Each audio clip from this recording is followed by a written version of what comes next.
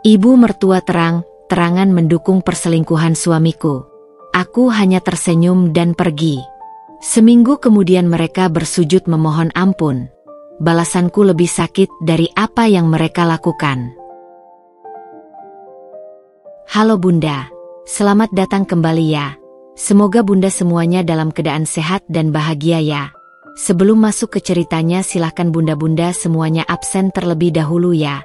Bunda semuanya dari daerah mana saja yang sudah subscribe semoga rezekinya lancar ya. Kinan membelai potret pernikahannya yang terpajang di nakas samping ranjang. Senyumnya merekah, merefleksikan 7 tahun yang telah berlalu. 7 tahun bukanlah waktu yang sebentar, bukan pula perjalanan yang selalu mulus. Namun, bagi Kinan, setiap lekuk dan kerikil dalam perjalanannya bersama Juna terasa begitu berharga, membentuk sebuah harmoni yang, setidaknya hingga hari itu, terasa sempurna. Pernikahan mereka tidak dimulai dari kemewahan. Kinan, seorang desainer interior muda dengan idealisme tinggi, bertemu Juna, seorang manajer proyek yang ambisius, di sebuah pameran properti kecil. Percikan itu muncul begitu saja, sederhana namun kuat.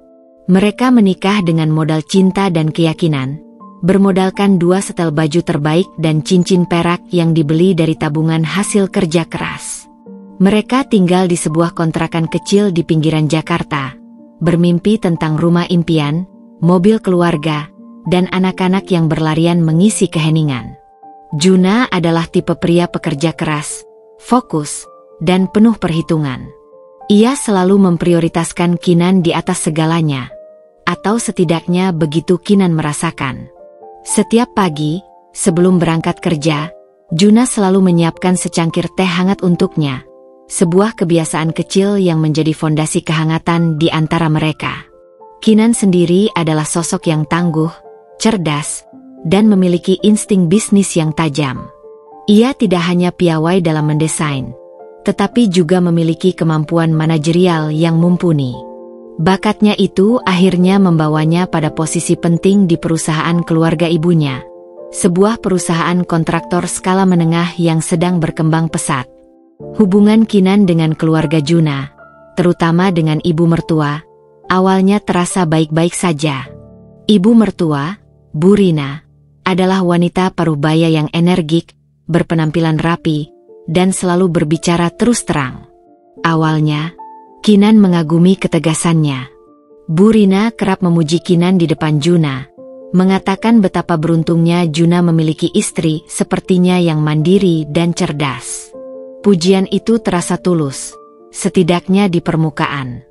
Kinan ingat betul bagaimana Bu Rina sering datang berkunjung ke kontrakan mereka, membawa masakan favorit Juna, dan bahkan kadang membantu Kinan merapikan rumah. Kinan merasa diterima, menjadi bagian dari keluarga yang lebih besar. Seiring berjalannya waktu, seiring kesuksesan Kinan di perusahaan ibunya yang kian menanjak, dan Juna yang juga mulai mapan dengan posisinya sebagai manajer proyek di perusahaan kontraktor lain, kehidupan mereka berubah. Mereka berhasil membeli rumah impian mereka di kawasan yang lebih baik, dengan taman kecil dan dapur yang luas, persis seperti yang Kinan impikan. Juna mendapatkan promosi demi promosi. Mereka berdua sama-sama sibuk, namun mereka selalu menyempatkan waktu untuk makan malam bersama, berbagi cerita tentang hari mereka, dan merencanakan masa depan. Mereka adalah tim, pasangan yang saling mendukung dan melengkapi. Kinan tahu, di balik semua kesibukan, Juna terkadang merasa sedikit terpinggirkan oleh kesuksesan Kinan yang lebih cepat melejit.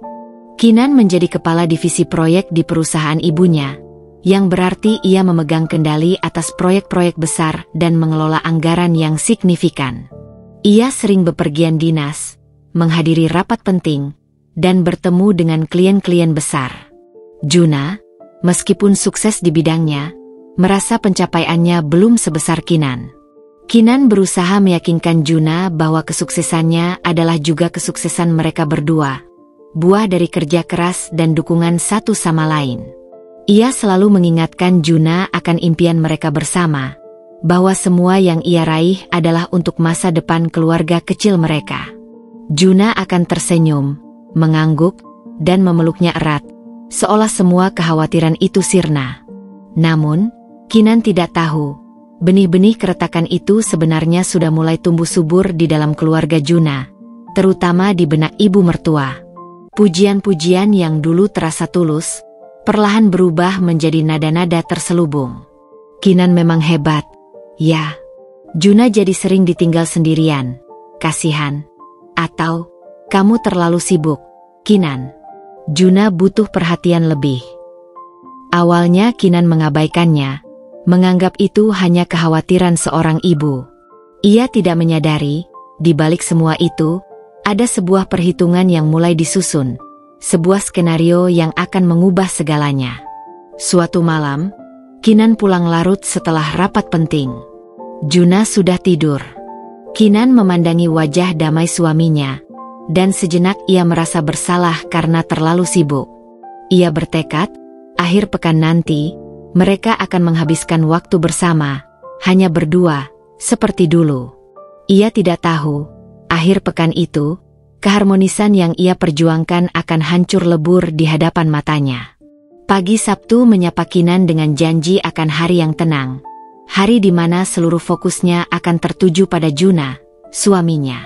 Ia sengaja mengabaikan bunyi notifikasi grup pekerjaan di ponselnya, menunda email yang masuk, dan bahkan tidak menyentuh laptopnya sama sekali.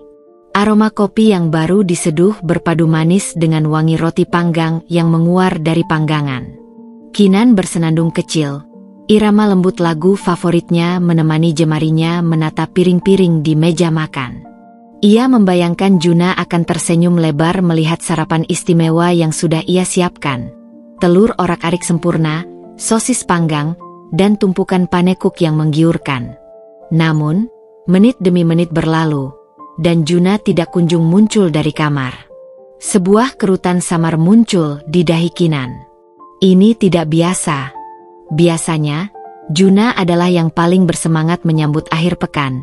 Seringkali sudah menunggu di meja makan bahkan sebelum Kinan selesai menata. Ada sedikit keganjilan yang ia rasakan. Tadi malam, sepulang dari rapat penting yang menyita seluruh energinya, Kinan mendapati Juna sudah terlelap.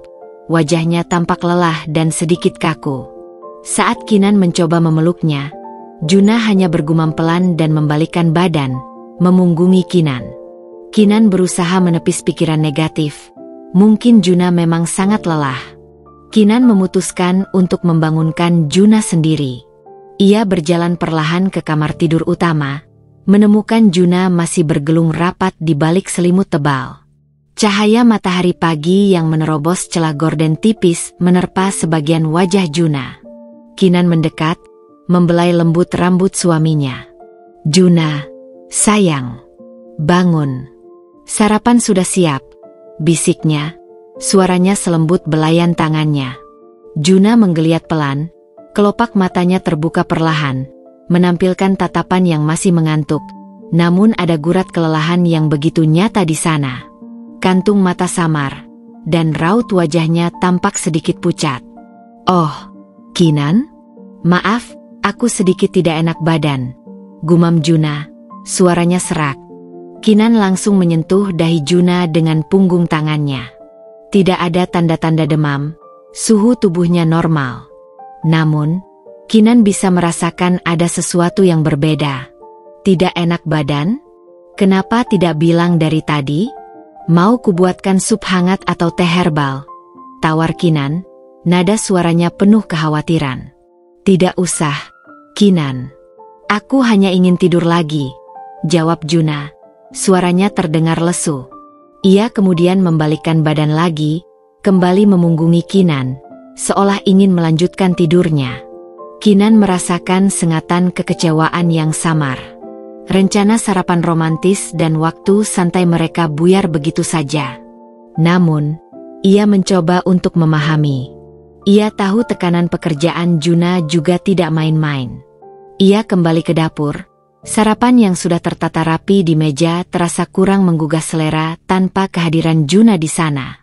Saat ia sedang mencuci beberapa peralatan masak, tiba-tiba sebuah nada dering keras memecah keheningan. Ponsel Juna yang tergeletak begitu saja di meja rias di kamar berdering. Juna tampaknya lupa membawanya turun. Kinan awalnya tidak berniat sama sekali untuk mengangkat panggilan itu. Ia sangat menghargai privasi Juna, dan mereka memiliki kesepakatan tidak tertulis untuk tidak mencampuri urusan ponsel masing-masing. Namun, deringan itu tidak berhenti. Berulang, seolah panggilan itu sangat mendesak. Kinan melirik layar ponsel yang terus menyala, dan nama yang tertera di sana membuat jantungnya seperti berhenti sesaat. Mama. Ini sangat aneh. Bu Rina, ibu mertuanya, jarang sekali menelepon Juna sepagi ini di akhir pekan. Apalagi jika itu urusan penting yang tidak bisa ditunda. Biasanya, jika ada keperluan mendesak yang melibatkan keluarga, Bu Rina akan menelepon Kinan terlebih dahulu atau setidaknya mengirim pesan ke grup keluarga mereka. Sebuah firasat buruk, seperti bayangan hitam yang merayap di sudut mata, mulai menyergap Kinan. Ia ragu sejenak, menimbang-nimbang.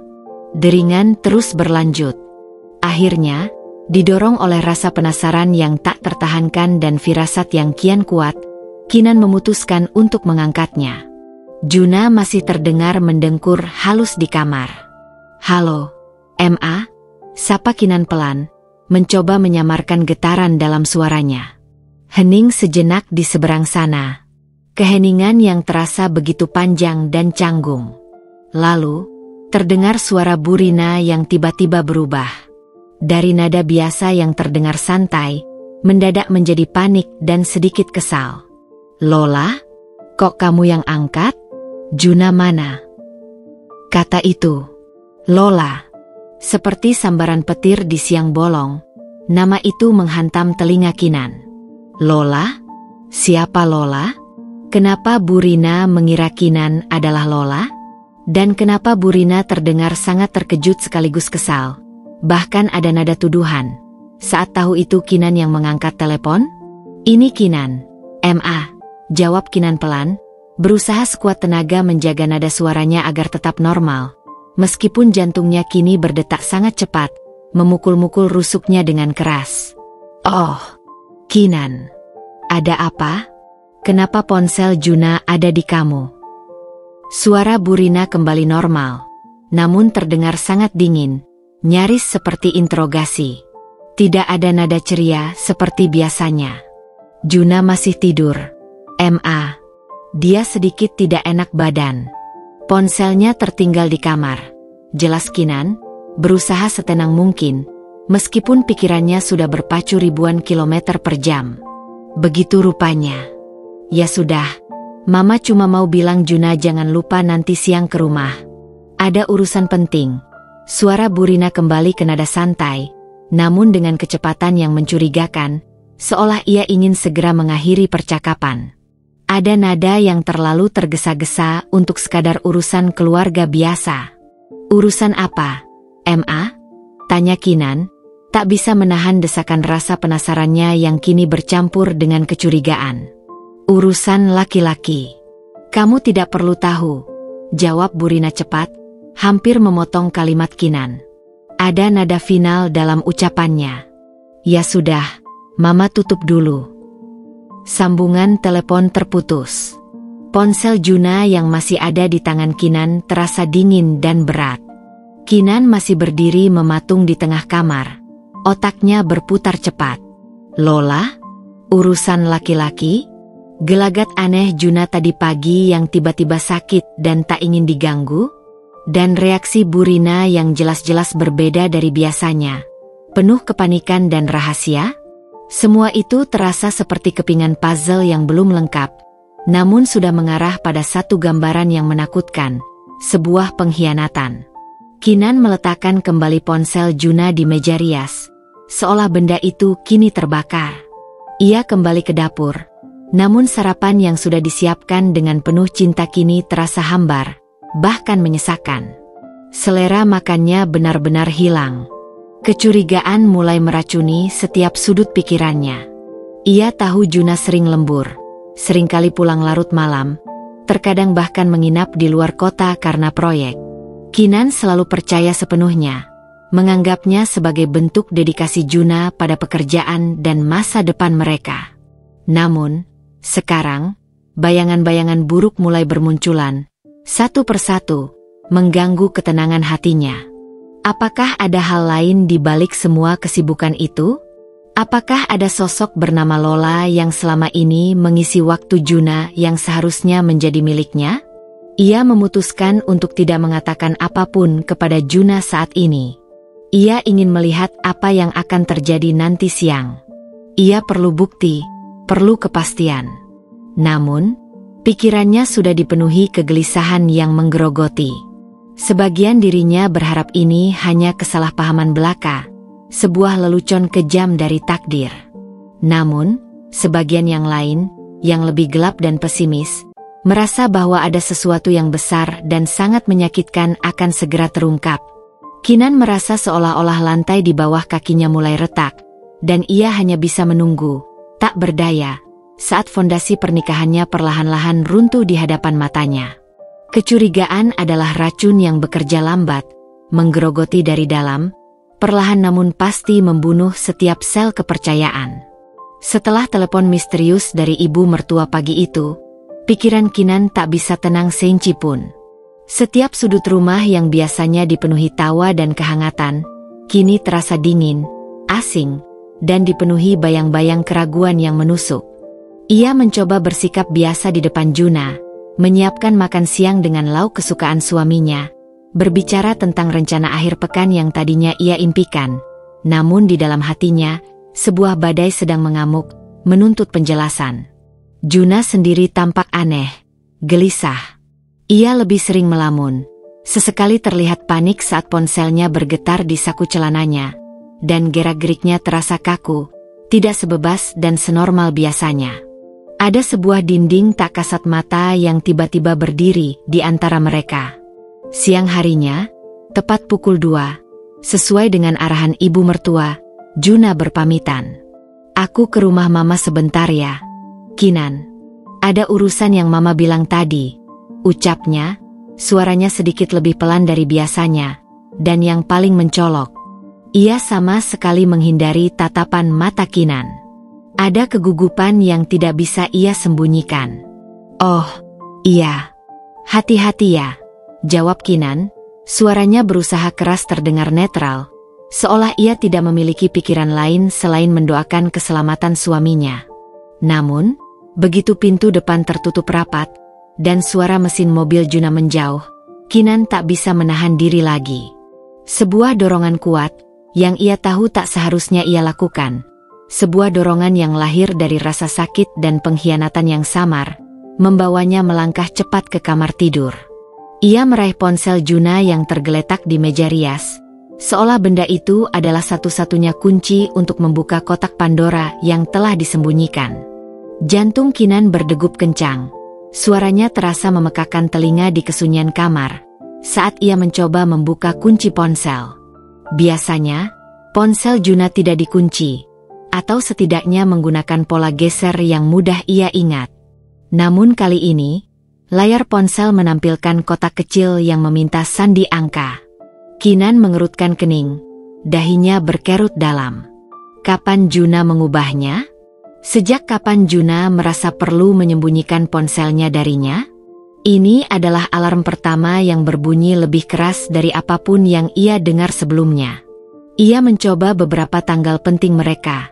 Tanggal pernikahan, tanggal lahir Juna, tanggal lahir Kinan. Semuanya salah. Juna tidak mungkin melupakan tanggal-tanggal itu.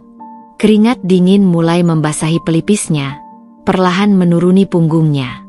Ini bukan lagi sekadar firasat buruk. Ini adalah bukti nyata bahwa ada sesuatu yang penting dan sangat pribadi yang disembunyikan darinya. Kinan mencoba mengingat-ingat angka-angka yang mungkin sering Juna gunakan. Angka-angka yang memiliki arti khusus baginya. Tanggal ulang tahun ibu mertua? Tanggal mereka jadian? Tidak. Itu pun tidak berhasil. Tiba-tiba, sebuah nama muncul di benaknya. Nama yang disebut ibu mertua tadi pagi. Lola. Apakah ada hubungannya? Pikiran Kinan melayang ke percakapan singkat tadi pagi, nada panik ibu mertua saat menyebut nama itu. Sebuah ide gila terlintas. Ia teringat bagaimana ibu mertua memiliki kebiasaan aneh dengan angka, terkadang menyebut angka keberuntungan atau kombinasi aneh lainnya. Dengan tangan gemetar, jemarinya yang dingin menari di atas layar, ia mencoba kombinasi angka yang terasa acak, namun mungkin memiliki makna tersembunyi bagi Juna dan Lola. Ia mencoba tanggal yang ia yakini adalah awal mula Juna semakin sibuk. Tanggal ketika Juna mulai sering pulang larut.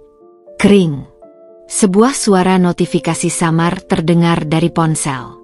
Layar berkedip, dan kuncinya terbuka. Napas Kinan tertahan di tenggorokan.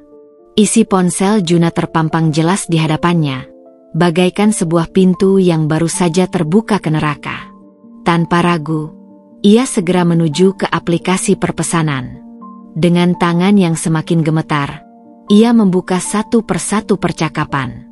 Tidak ada yang aneh dengan obrolan grup kantor atau teman-teman lama Juna. Semuanya tampak normal, terlalu normal. Namun, saat ia menggulirkan layar ke bawah, mencari sesuatu yang tidak pada tempatnya, ada satu nama kontak yang membuat matanya membulat sempurna. Pupilnya melebar karena syok. Lola sayangku hati merah 2, dengan emoji hati berwarna merah menyala. Hatinya seolah dihantam godam raksasa, berkeping-keping. Dada Kinan sesak, napasnya terputus-putus, seolah udara di ruangan itu menipis secara drastis. Ia membuka obrolan tersebut. Isinya adalah rentetan pesan mesra yang menjijikkan, panggilan sayang yang terasa seperti ludah di wajahnya, rencana pertemuan rahasia yang terperinci, bahkan foto-foto.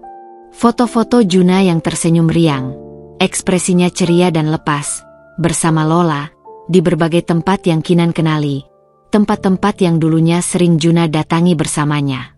Ada foto mereka berpegangan tangan mesra di sebuah kafe favorit Kinan, foto Lola bersandar manja di bahu Juna saat menonton bioskop, bahkan sebuah foto yang diambil di sebuah kamar hotel, meskipun tidak ada adegan eksplisit yang vulgar.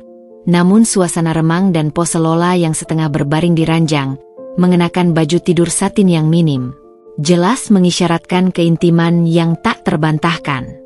Air mata Kinan tumpah ruah, mengalir deras tanpa bisa dibendung, membasahi pipinya yang kini terasa dingin. Rasanya lebih sakit dari tusukan pisau terpanas yang menghujam jantungnya. Bukan hanya karena perselingkuhan itu sendiri, tapi karena betapa terang-terangan dan lancangnya Juna menyimpan jejak ini, seolah ia tidak peduli Kinan akan mengetahuinya. Dan yang paling menyakitkan adalah tanggal-tanggal percakapan itu. Ini bukan hanya terjadi seminggu 2 minggu yang lalu. Ini sudah berbulan-bulan, bahkan mungkin setahun lebih. Ada percakapan yang terjadi saat Kinan sedang dinas keluar kota, saat ia merindukan Juna dengan seluruh hatinya dan mengiriminya pesan, "Hati-hati di rumah ya, sayang, aku merindukanmu." Kala itu, Juna membalasnya dengan ucapan rindu yang sama, sementara ia ternyata sedang bersama Lola, mungkin di kamar hotel itu, atau di kafe itu. Lebih lanjut, Kinan menemukan beberapa percakapan antara Juna dan ibu mertua. Obrolan itu tidak eksplisit menyebutkan perselingkuhan atau Lola, namun bahasanya cukup jelas bagi Kinan untuk membaca di antara barisnya, untuk melihat motif tersembunyi di baliknya. Ada pesan dari ibu mertua yang berbunyi, "Sudah mama bilang, kamu harus berani, Juna. Kinan terlalu sibuk untukmu, dia tidak bisa memberimu perhatian penuh." Dan balasan Juna, "Aku tidak tega, Ma, Kinan wanita baik." Lalu, pesan lain dari ibu mertua, nadanya semakin mendesak, "Lola itu anak baik, Juna. Dia mau mengerti kamu. Dia mau jadi teman hidupmu yang selalu ada, tidak seperti Kinan yang selalu kerja-kerja dan kerja." Ibu mertua bahkan dengan gamblang menyarankan tempat-tempat kencan rahasia untuk mereka berdua. "Mama sudah bilang ke satpam, kalau ada Lola ke rumah, langsung suruh masuk saja. Jangan sampai Kinan tahu. Mama akan bantu mengalihkan perhatian Kinan." Begitu bunyi salah satu pesan dari ibu mertua kepada Juna. Dunia Kinan runtuh, hancur berkeping-keping. Bukan hanya Juna yang mengkhianatinya, pria yang ia pilih sebagai imam hidupnya, tapi juga ibu mertua. Wanita yang ia cintai seperti ibunya sendiri, wanita yang selalu ia hormati, kini terang-terangan menjadi dalang di balik kehancuran rumah tangganya, bahkan menjadi mak comblang untuk perselingkuhan anaknya. Semua pujian yang dulu ia terima dari ibu mertua, semua perhatian yang dulu diberikan, kini terasa seperti topeng yang mengerikan. Sebuah sandiwara keji yang dipentaskan di hadapannya, dan ia adalah satu-satunya penonton yang tidak menyadari bahwa dirinya adalah korban utama. Kinan tidak berteriak, tidak menangis histeris dengan suara keras. Ia hanya terdiam, berdiri limbung, terhuyung, seolah semua energi terkuras habis dari tubuhnya, meninggalkan hanya cangkang kosong. Potret pernikahannya di Nakas, yang tadi pagi ia belai dengan penuh kasih, kini terasa mencibir, menertawakan kebodohannya. Harmoni yang ia yakini selama ini ternyata hanyalah fatamorgana yang indah namun tak nyata. Juna, suaminya, bukan lagi Juna yang ia kenal. Dan ibu mertua, adalah dalang sekaligus sutradara dari mimpi buruk ini. Air mata kembali mengalir, lebih deras dari sebelumnya, namun kali ini disertai dengan rasa jijik dan kemarahan yang membara, memantik api dendam di relung hatinya. Ia tahu, saat ini, ia harus membuat keputusan. Bukan keputusan yang terburu-buru, melainkan sebuah rencana yang matang, dingin, dan mematikan, jauh lebih mematikan daripada yang bisa mereka bayangkan. Setelah gempa batin yang meluluhlantakkan isi hatinya, menyisakan puing-puing kepercayaan dan cinta, Kinan merasakan sebuah ketenangan aneh yang merayap. Bukan ketenangan yang damai dan menenteramkan, melainkan ketenangan dingin yang datang setelah badai besar mereda, menyisakan kekosongan yang menyesakan sekaligus membebaskan. Air mata sudah mengering di pipinya, tak ada lagi isakan pilu, digantikan oleh tatapan tajam dan perhitungan yang matang. Ia menatap ponsel Juna yang tergeletak kembali di meja rias. Benda yang tadi pagi ia genggam erat dengan gemetar, kini terasa seperti benda asing yang menjijikkan, membawa aura pengkhianatan yang pekat. Semua bukti sudah di tangannya, jelas dan tak terbantahkan. Pengkhianatan Juna yang berlumuran kepalsuan, dan yang lebih keji, keterlibatan serta dukungan terang-terangan dari ibu mertua, wanita yang ia anggap ibunya sendiri. Ia bangkit perlahan, langkahnya mantap menuju cermin besar di kamarnya. Memandangi pantulan dirinya. Wajahnya memang pucat, matanya sedikit bengkak dan memerah karena tangisan yang baru saja ia tumpahkan. Namun ada nyala api baru yang berkobar di sana. Nyala api yang bukan lagi berupa kesedihan mendalam, melainkan tekad yang membara, sekuat baja. Kinan adalah wanita yang dibangun di atas prinsip, integritas, dan kehormatan. Ia tidak akan membiarkan dirinya diinjak-injak begitu saja, martabatnya direnggut tanpa perlawanan. Tidak akan pernah. Tidak oleh Juna, pria yang mengkhianati sumpahnya, dan apalagi oleh ibu mertua yang selama ini ia agungkan seperti ibu kandungnya sendiri. Kinan mengambil napas dalam, memejamkan mata sejenak, dan menghembuskannya perlahan, membuang semua sisa emosi yang bergejolak. Ia tahu, ia tidak boleh bertindak gegabah. Emosi akan mengaburkan penilaian, membuat langkahnya salah arah. Ini bukan waktunya untuk berteriak histeris, mengamuk, meluapkan amarah yang membakar. Mereka, Juna dan ibu mertua, menginginkan drama? Mereka ingin melihat Kinan menangis dan memohon-mohon seperti wanita malang yang putus asa? Tidak akan. Kinan akan memberi mereka sesuatu yang jauh lebih menyakitkan dan tak terduga daripada sekadar tangisan. Ketenangan yang menakutkan, dibalut senyum yang paling menusuk. Ia teringat kembali adegan tadi pagi, saat ibu mertua dengan gamblang menyebut nama Lola. Nada bicaranya yang santai seolah itu hal yang wajar. Juna berhak bahagia. Kamu terlalu sibuk, Kinan. Lola bisa memberikan kebahagiaan yang Juna cari. Kata-kata itu berputar-putar tanpa henti di kepalanya, memutar ulang skenario sandiwara keji mereka yang kini terasa begitu menjijikkan. Mereka terang-terangan menunjukkan ketidakpedulian pada perasaannya. Pada 7 tahun pernikahan yang Kinan bangun dengan sepenuh hati, dengan setiap tetes keringat dan air matanya. Mereka menganggapnya remeh, seolah Kinan hanyalah bagian dari properti Juna yang bisa diganti kapan saja.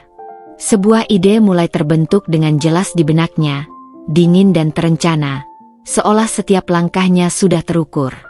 Kinan akan memberikan apa yang mereka minta. Ia akan pergi. Tapi bukan pergi dengan kehancuran, bukan pergi dengan kepala tertunduk, melainkan pergi dengan cara yang akan membuat mereka merasakan pahitnya penyesalan, hingga suatu saat, mereka akan bersujud memohon ampun.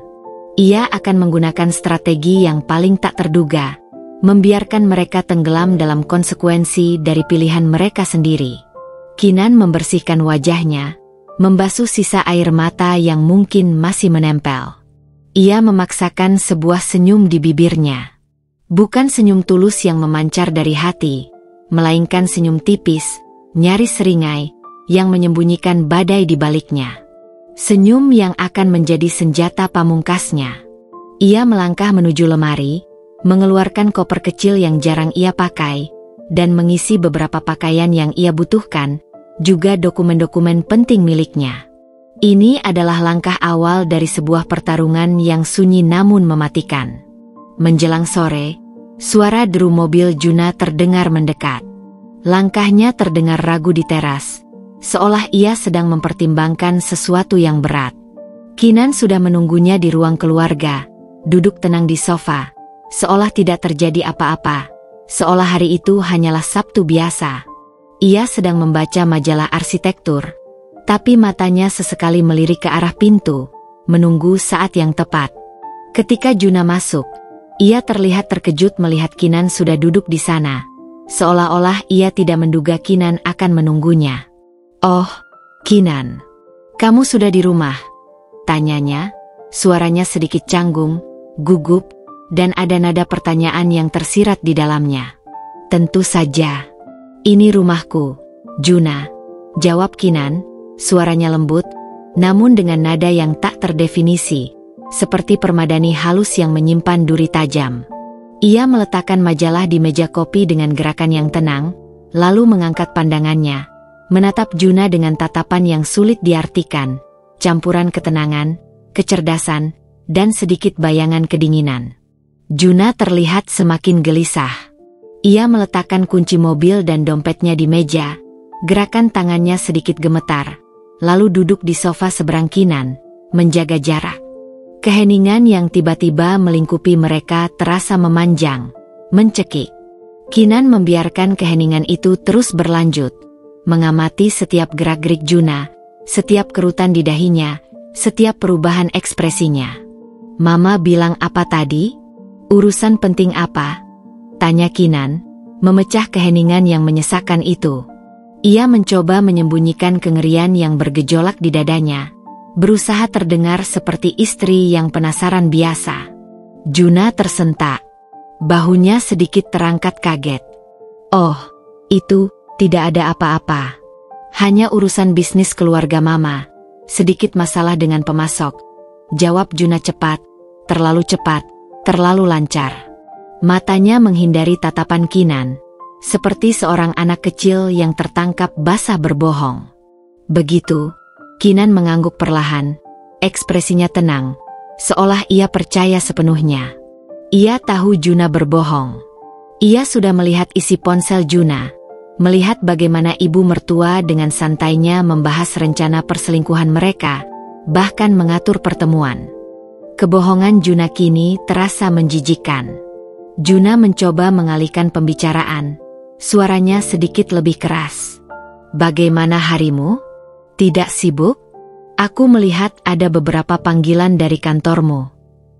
Kinan hanya tersenyum. Senyum itu terasa pahit di lidahnya sendiri, namun di matanya, senyum itu adalah awal dari kemenangan. "Sibuk? Tidak juga. Hari ini aku punya banyak waktu luang. Bahkan aku sempat berpikir untuk mencari kesibukan baru yang lebih berarti." Juna menatapnya dengan ekspresi bingung dan sedikit curiga. Ia tak mengerti maksud tersirat dalam setiap kalimat Kinan.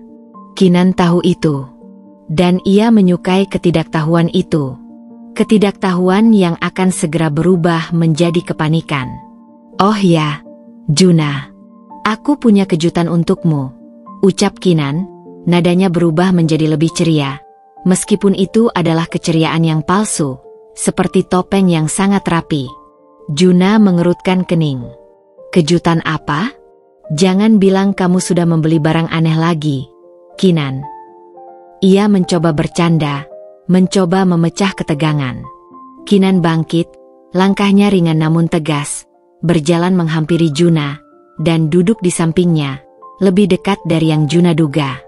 Ia meraih tangan Juna, membelai punggung tangannya dengan lembut, ibu jarinya mengusap kulit Juna. Juna sedikit menegang, merasakan sentuhan Kinan yang aneh, seolah ada pesan tersembunyi di baliknya. Aku rasa kita perlu waktu untuk memikirkan kembali segalanya," ucap Kinan, suaranya nyaris berbisik, namun setiap kata itu terdengar sangat jelas di telinga Juna. Ia menatap lurus ke mata Juna, tanpa kedip, matanya memancarkan ribuan rahasia yang Juna tidak tahu. Juna terdiam, matanya membesar karena terkejut. Otaknya mulai mencoba memproses. "Maksudmu? Memikirkan apa?" "Aku hanya ingin kita berdua bahagia, Juna," lanjut Kinan, suaranya penuh kemanisan palsu, ironisnya begitu mematikan. "Jika kebahagiaanmu ada di tempat lain, atau dengan orang lain, aku akan mengerti sepenuhnya. Aku tidak ingin menghalangimu." Juna menatapnya tak percaya. Ada ketakutan yang mulai muncul dengan jelas di matanya. Rasa dingin menjalari tulang punggungnya. Ia mulai merasakan ada sesuatu yang salah. "Kinan, apa yang kau bicarakan? Aku tidak mengerti maksudmu." Ia mencoba terdengar meyakinkan, namun suaranya tercekat.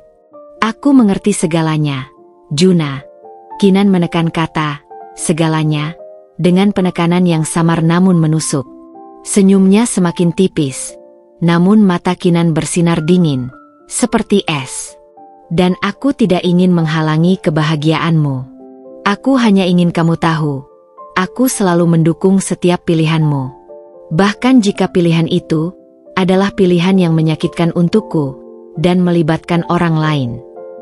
Juna membuka mulutnya, ingin mengatakan sesuatu, membela diri, menyangkal, namun Kinan lebih dulu bangkit.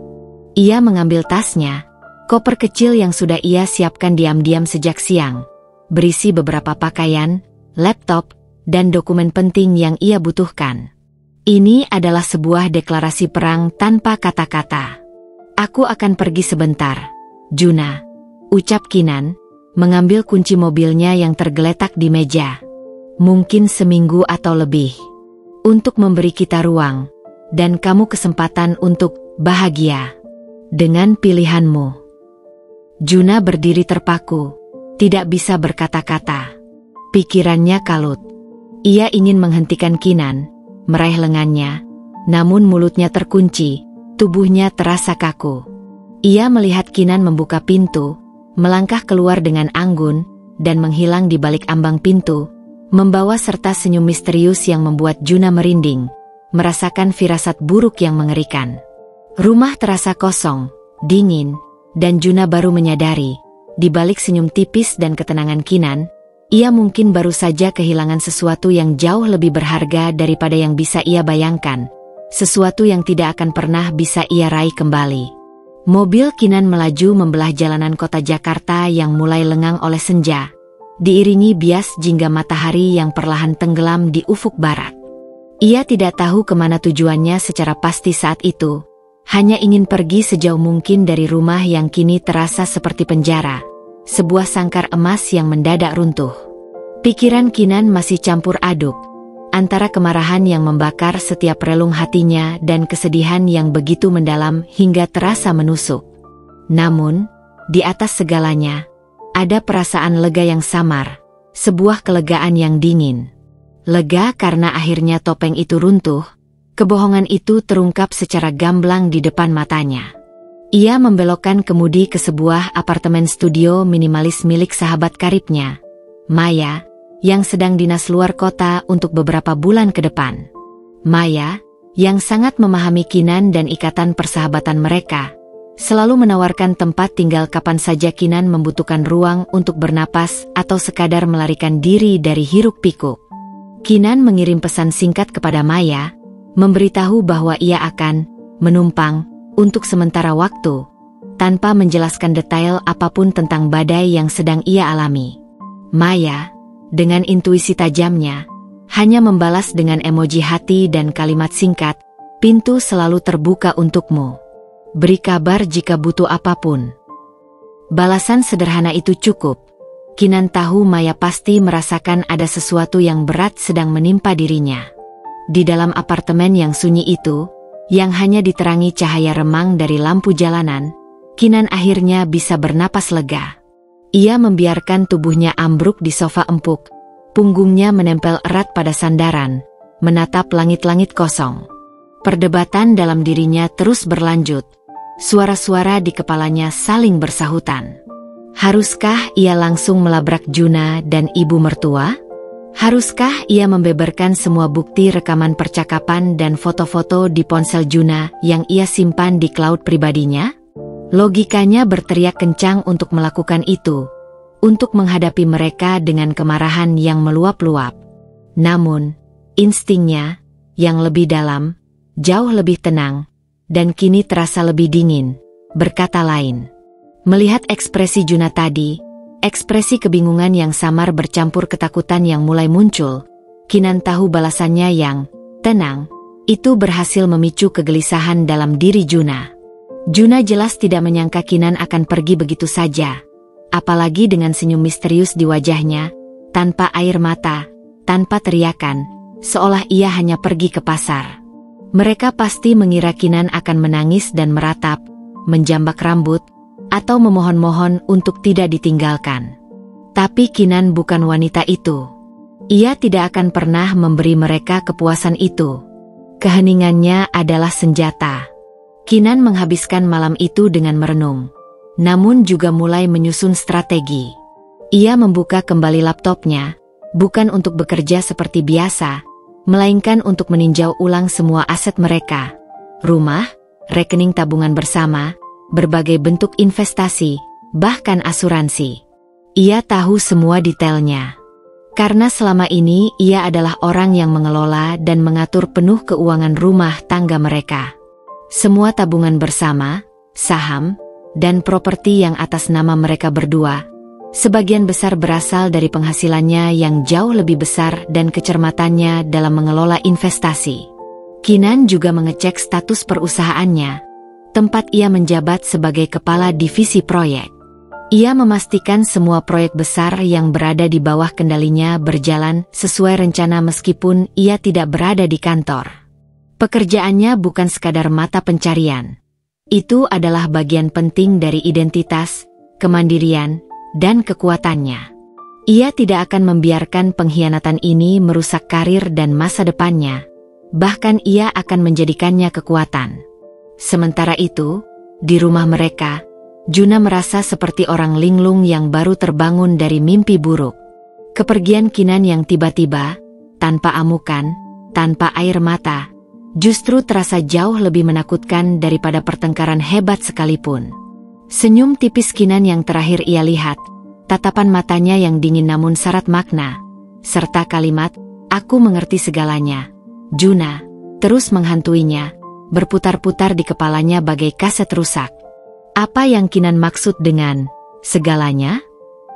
Apakah Kinan benar-benar tahu tentang Lola? Tapi bagaimana? Ia sudah sangat berhati-hati, menyembunyikan semua jejak.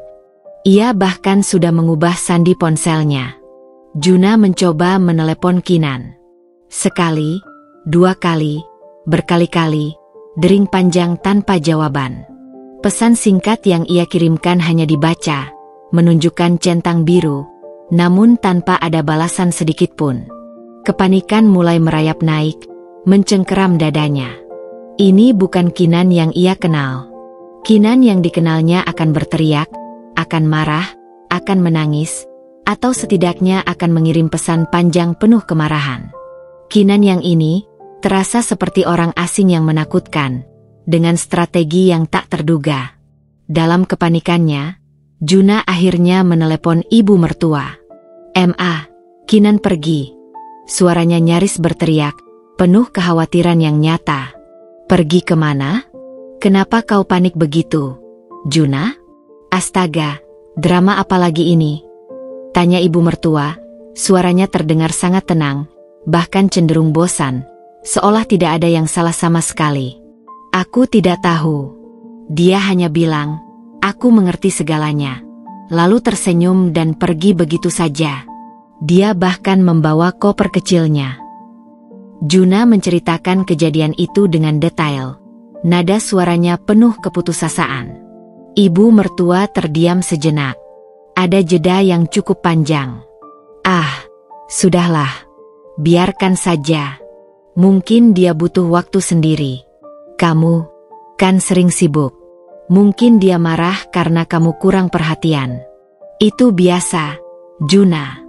Istri manja memang begitu. Nanti juga pulang sendiri.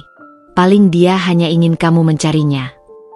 Ada nada meremehkan yang jelas dalam suara Burina, seolah menganggap kepergian Kinan hanyalah drama kecil seorang istri yang cemburu, tak lebih dari sekadar mencari perhatian. "Sekarang, fokus saja dengan Lola. Lola akan membuatmu bahagia. Kinan hanya akan menghalangi. Anggap saja ini kesempatanmu untuk lebih dekat dengan Lola."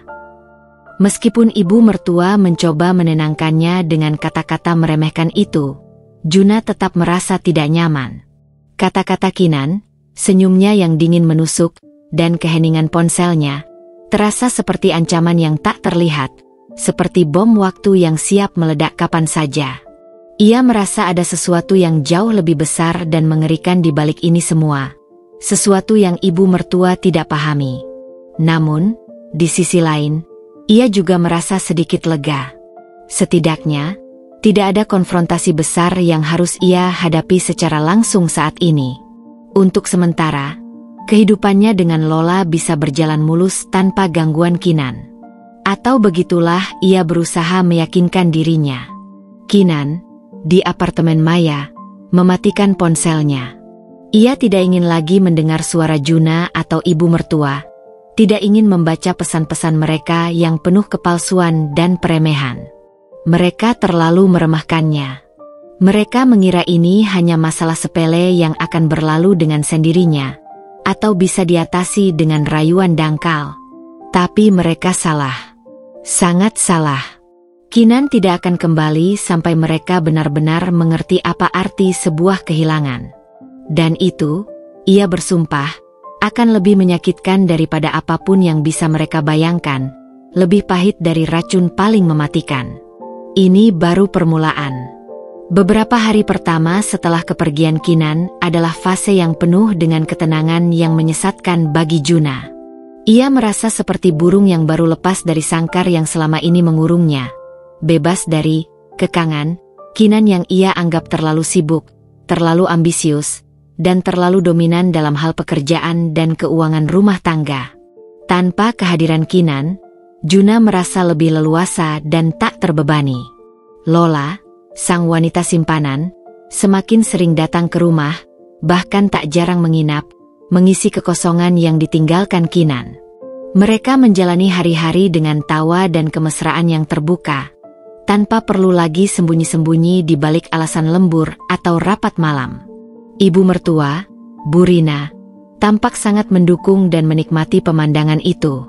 Ia bahkan sering datang ke rumah, membawa makanan, dan mengobrol akrab dengan Lola, seolah memastikan bahwa Juna benar-benar bahagia dengan pilihan barunya. "Lihat, Juna, Mama sudah bilang, kan? Lola ini bisa membuatmu bahagia. Dia periang, penurut, dan tidak membuatmu pusing dengan urusan pekerjaan," ujar Burina suatu sore, sambil mengelus rambut Lola yang bersandar manja di bahu Juna. Nada suaranya penuh kemenangan dan kepuasan. "Kamu tidak perlu lagi pusing memikirkan pekerjaan Kinan yang tidak ada habisnya itu. atau harus melapor setiap pergi kemana-mana? Juna mengangguk, tersenyum kecil. Namun ada sedikit ganjalan yang samar di hatinya. Di lubuk hatinya yang terdalam, ia tahu Kinan tidak pernah menghalangi kebahagiaannya. Justru Kinan adalah pendorong terbesarnya, sumber motivasi yang selalu mendukung setiap langkahnya, bahkan saat ia masih merangkak di awal karir. Tapi kini, ia sedang berada di tengah euforia kebebasan, perhatian yang melimpah dari Lola, dan persetujuan dari ibunya. Ganjalan itu ia tepis jauh-jauh, memilih untuk menikmati momen. Di sisi lain kota, di dalam apartemen studio Maya, Kinan menjalani hari-harinya dengan fokus yang tajam dan perhitungan yang matang. Ia tidak panik, tidak meratapi nasib, apalagi menangis terseduh-seduh. Setiap pagi ia bangun, berolahraga ringan, dan kemudian memulai pekerjaannya. Apartemen itu kini berubah menjadi sebuah markas kecil. Laptopnya selalu menyala, jari-jarinya menari di atas keyboard, memantau setiap pergerakan bisnis dan keuangan, baik itu perusahaan ibunya maupun perusahaan tempat Juna bekerja. Meskipun ia tidak lagi aktif di kantor, ia masih memiliki akses penuh ke sistem perusahaan ibunya sebagai kepala divisi proyek. Ia memiliki kendali atas proyek-proyek vital, tender besar yang sedang berjalan, dan arus kas yang signifikan.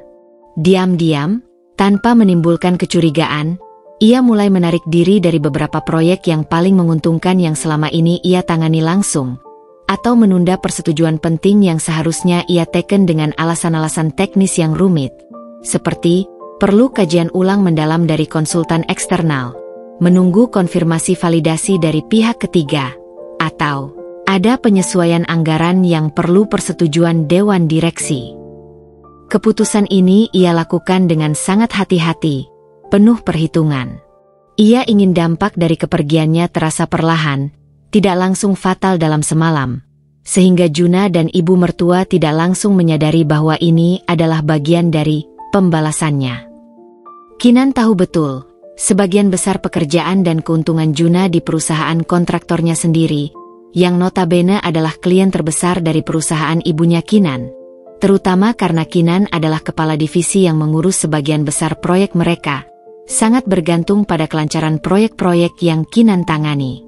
Selama ini, Juna mendapatkan banyak keuntungan, baik dalam bentuk komisi proyek yang besar maupun bonus kinerja yang menggiurkan, karena kelancaran kerjasama ini yang difasilitasi langsung oleh Kinan. Juna terlihat sangat bahagia sekarang. "Nak, Mama benar-benar lega," bisik Bu Rina melalui telepon kepada Kinan, 2 hari setelah Kinan meninggalkan rumah. Nada suaranya terdengar mencemooh, penuh kemenangan, seolah ingin Kinan tahu betapa tenang dan bahagia Juna tanpanya. Lola ini memang cocok untuk Juna. Mama jadi tidak khawatir lagi soal Juna yang selalu pulang larut atau sendirian di rumah. Kinan hanya tersenyum tipis di seberang telepon, senyum yang tidak sampai ke matanya. "Syukurlah kalau begitu, Ma. Aku hanya ingin Juna bahagia. Semoga kebahagiaan mereka awet, ya," ucap Kinan dengan nada datar, nyaris tanpa emosi. Tidak ada sedikit pun kemarahan, tidak ada nada patah hati. Nada dingin itu membuat Bu Rina sedikit heran, namun ia segera menepisnya, menganggap Kinan sudah pasrah. Ibu mertua menutup telepon dengan perasaan menang. Ia yakin Kinan sudah menyerah, mungkin sudah mulai lelah dengan kesibukannya sendiri dan menerima nasib. Ia tidak tahu bahwa setiap kata yang ia ucapkan justru memicu semangat Kinan untuk menjalankan rencananya. Kata-kata itu adalah bahan bakar bagi api balas dendam yang dingin di hati Kinan. Pada akhir minggu pertama setelah kepergian Kinan, gejolak mulai terasa. Awalnya hanya keluhan-keluhan kecil di kantor Juna, bisik-bisik di antara rekan kerja. Beberapa persetujuan proyek yang diharapkan cair dengan cepat, tiba-tiba tertunda tanpa alasan yang jelas. Beberapa klien besar yang tadinya sudah hampir deal dan memberikan letter of intent kepada perusahaan Juna, tiba-tiba meminta peninjauan ulang kontrak karena perubahan internal di pihak pemasok material utama, yang tak lain adalah perusahaan ibunya Kinan, di bawah kendali Kinan. Alur kerja menjadi tersendat, rapat demi rapat tak membuahkan hasil. Juna mulai merasakan tekanan yang nyata. Angka-angka di laporan keuangan perusahaannya, yang biasa berwarna hijau cerah, kini mulai menunjukkan warna kuning samar. Bahkan ada beberapa indikator yang mengarah ke merah. Rekan-rekan kerjanya, terutama para manajer proyek di bawahnya, mulai bertanya-tanya mengapa beberapa proyek besar yang seharusnya sudah berjalan mulus mendadak macet. Pak Juna, ini bagaimana kelanjutan proyek A? Pihak Jaya Perkasa, perusahaan Kinan, belum memberikan lampu hijau untuk pengiriman material tahap 2, keluh salah seorang manajer. Juna terlihat bingung dan frustrasi. Aku juga tidak tahu, kenapa pihak PT Jaya Perkasa tiba-tiba jadi sangat kaku. Mereka menunda ini itu dengan alasan birokrasi baru.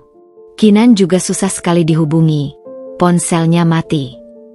Bu Rina mengerutkan kening. Nada khawatirnya mulai terdengar jelas. Jangan-jangan Kinan sengaja? Tapi untuk apa? Dia kan punya saham juga di perusahaan ibunya. Kalau perusahaan itu rugi, dia juga rugi. Tidak mungkin, jawab Juna, mencoba menenangkan dirinya sendiri dan ibunya. Kinan bukan tipe pendendam. Dia sangat profesional. Ia masih belum bisa mencerna kemungkinan itu, terlalu naif untuk melihat pola di balik semua kemunduran ini. Padahal, Kinan, dari kejauhan, hanya tersenyum tipis. Ia tahu, jarum jam sudah mulai bergerak. Badai yang ia ciptakan di balik layar, dengan setiap penundaan dan setiap kebijakan, birokrasi baru, yang ia terapkan secara strategis, mulai menunjukkan wujudnya. Mereka baru saja merasakan hembusan angin pertamanya, angin yang perlahan-lahan mengeringkan sumur keuangan mereka. Dan Kinan akan memastikan, hembusan itu akan berubah menjadi topan, menyapu bersih kebanggaan dan kemapanan yang selama ini mereka nikmati di atas penderitaannya. Memasuki minggu kedua setelah kepergian Kinan, situasi di perusahaan Juna tidak hanya memburuk, melainkan perlahan-lahan berubah menjadi kekacauan yang mencekik. Penundaan proyek-proyek besar yang seharusnya menjadi tulang punggung pendapatan dan profitabilitas mereka, kini berubah menjadi kemandegan total, mengikis keuntungan yang telah mereka kumpulkan. Beberapa klien kunci, yang selama ini terkenal sabar, mulai melayangkan protes keras, menuntut penjelasan dan bahkan mengancam pembatalan kontrak jika tidak ada kemajuan berarti. Tender-tender baru yang diharapkan bisa menambal kerugian dan memulihkan arus kas, justru seringkali gagal di detik-detik terakhir. Padahal sebelumnya Juna merasa sangat optimis dan yakin akan memenangkannya. Ada beberapa kali di mana proposal perusahaannya kalah tipis dari kompetitor yang tidak terlalu dikenal, yang notabene adalah perusahaan-perusahaan yang baru muncul di permukaan, seolah ada orang dalam yang memberikan informasi. Juna benar-benar berada di bawah tekanan yang luar biasa. Ia bekerja 2 kali lebih keras dari biasanya, berangkat pagi pulang larut malam, menghubungi setiap relasi bisnis yang ia miliki, mencoba melobi, mengadakan rapat maraton, namun hasilnya nihil. Setiap usahanya terasa sia-sia, seolah-olah ada tangan tak terlihat yang mahir dan kuat yang dengan sengaja menghalangi setiap langkahnya, mengikat kakinya dan membungkam suaranya. Pihak PT Jaya Perkasa, perusahaan milik Ibu Kinan, yang selama ini sangat kooperatif, tetap kuku dengan birokrasi baru, mereka yang mendadak muncul dan sangat merepotkan. Komunikasi yang selama ini lancar dengan Kinan, kini dipegang oleh tim divisi proyek yang jauh lebih kaku, formal, dan tidak mudah diajak negosiasi. Juna mencoba menghubungi kepala divisi yang baru, sebenarnya rekan Kinan yang kini mengisi kekosongan operasional Kinan di kantor. Namun jawabannya selalu sama, mohon bersabar. Pak Juna, semua proyek dan persetujuan sedang dalam proses peninjauan ulang yang mendalam sesuai arahan baru. Kami tidak bisa memprioritaskan satu klien di atas yang lain. Juna tidak tahu bahwa arahan baru itu berasal langsung dari Kinan. yang meskipun secara fisik tidak berada di kantor, masih mengendalikan segalanya dari jarak jauh dengan penuh perhitungan. Kinan, dari markasnya, di apartemen Maya yang tenang, memantau semua ini dengan cermat. Laptopnya tidak pernah mati. Ia menerima laporan rahasia yang terperinci dan akurat dari beberapa staf kepercayaannya di perusahaan ibunya yang masih setia kepadanya. Staf-staf ini, yang Kinan tunjuk sendiri dan telah ia bantu karirnya, memberikan data tentang setiap detail penundaan, setiap kegagalan tender Juna, bahkan setiap keluhan dari klien yang terhambat. Hatinya tidak merasa senang dalam arti yang picik atau dendam buta, melainkan sebuah kepuasan dingin yang memuaskan karena rencananya berjalan persis sesuai dugaan. Ia tahu betul celah-celah dalam sistem perusahaan ibunya, dan bagaimana ia bisa memanfaatkannya untuk menekan Juna secara efektif, tanpa ada yang bisa menuduhnya melakukan sabotase atau tindakan ilegal. Ia hanya menjalankan prosedur baru, yang memang ia rancang dengan sangat hati-hati dan cerdas, agar dampaknya terasa perlahan namun pasti. Juna, ini tidak bisa dibiarkan lagi. Perusahaan kita bisa bangkrut kalau begini terus, teriak ibu mertua suatu malam. Suaranya dipenuhi frustrasi dan kepanikan yang nyata saat ia mendatangi rumah Juna tanpa diundang. Wajahnya yang biasanya rapi dan berkuasa, kini terlihat kuyu, dengan kantung mata yang menghitam karena kurang tidur dan kekhawatiran. Kinan itu kemana sih? Kenapa dia tidak bisa dihubungi? Dia harus segera kembali mengurus ini. Lola, yang sedang mencoba menghibur Juna dengan menyiapkan teh hangat, ikut terkesiap dan panik mendengar teriakan Bu Rina. Ia tidak mengerti apa-apa soal bisnis dan intrik di baliknya. Ia hanya tahu bahwa Juna semakin sering murung, mudah marah-marah, dan dompetnya mulai menipis. Ketidakpahamannya menambah beban di pundak Juna. Aku juga tidak tahu, Ma. Ponselnya mati total. Dia tidak membalas pesanku sama sekali, bahkan setelah aku mengirim puluhan pesan permohonan. Jawab Juna, suaranya parau dan putus asa. Ia mulai merasakan firasat buruk yang lebih kuat. Sebuah keyakinan bahwa kepergian Kinan bukan sekadar drama istri manja, seperti yang dikatakan ibunya. Ini adalah sesuatu yang jauh lebih besar, lebih terencana. Kurasa ini ada hubungannya dengan Kinan. Dia bilang dia tahu segalanya. Mungkin dia benar-benar tahu tentang Lola dan kita semua. Ibu mertua tertawa hambar, mencoba menenangkan dirinya sendiri dan Juna. Tidak mungkin, Juna. Kalau dia tahu, pasti dia sudah mengamuk. Dia pasti akan datang ke rumah ini dan melabrak kita semua, membuat keributan besar. Ini pasti cuma kebetulan saja. Atau mungkin, Lola, kamu yakin tidak punya masalah dengan klien besar Juna?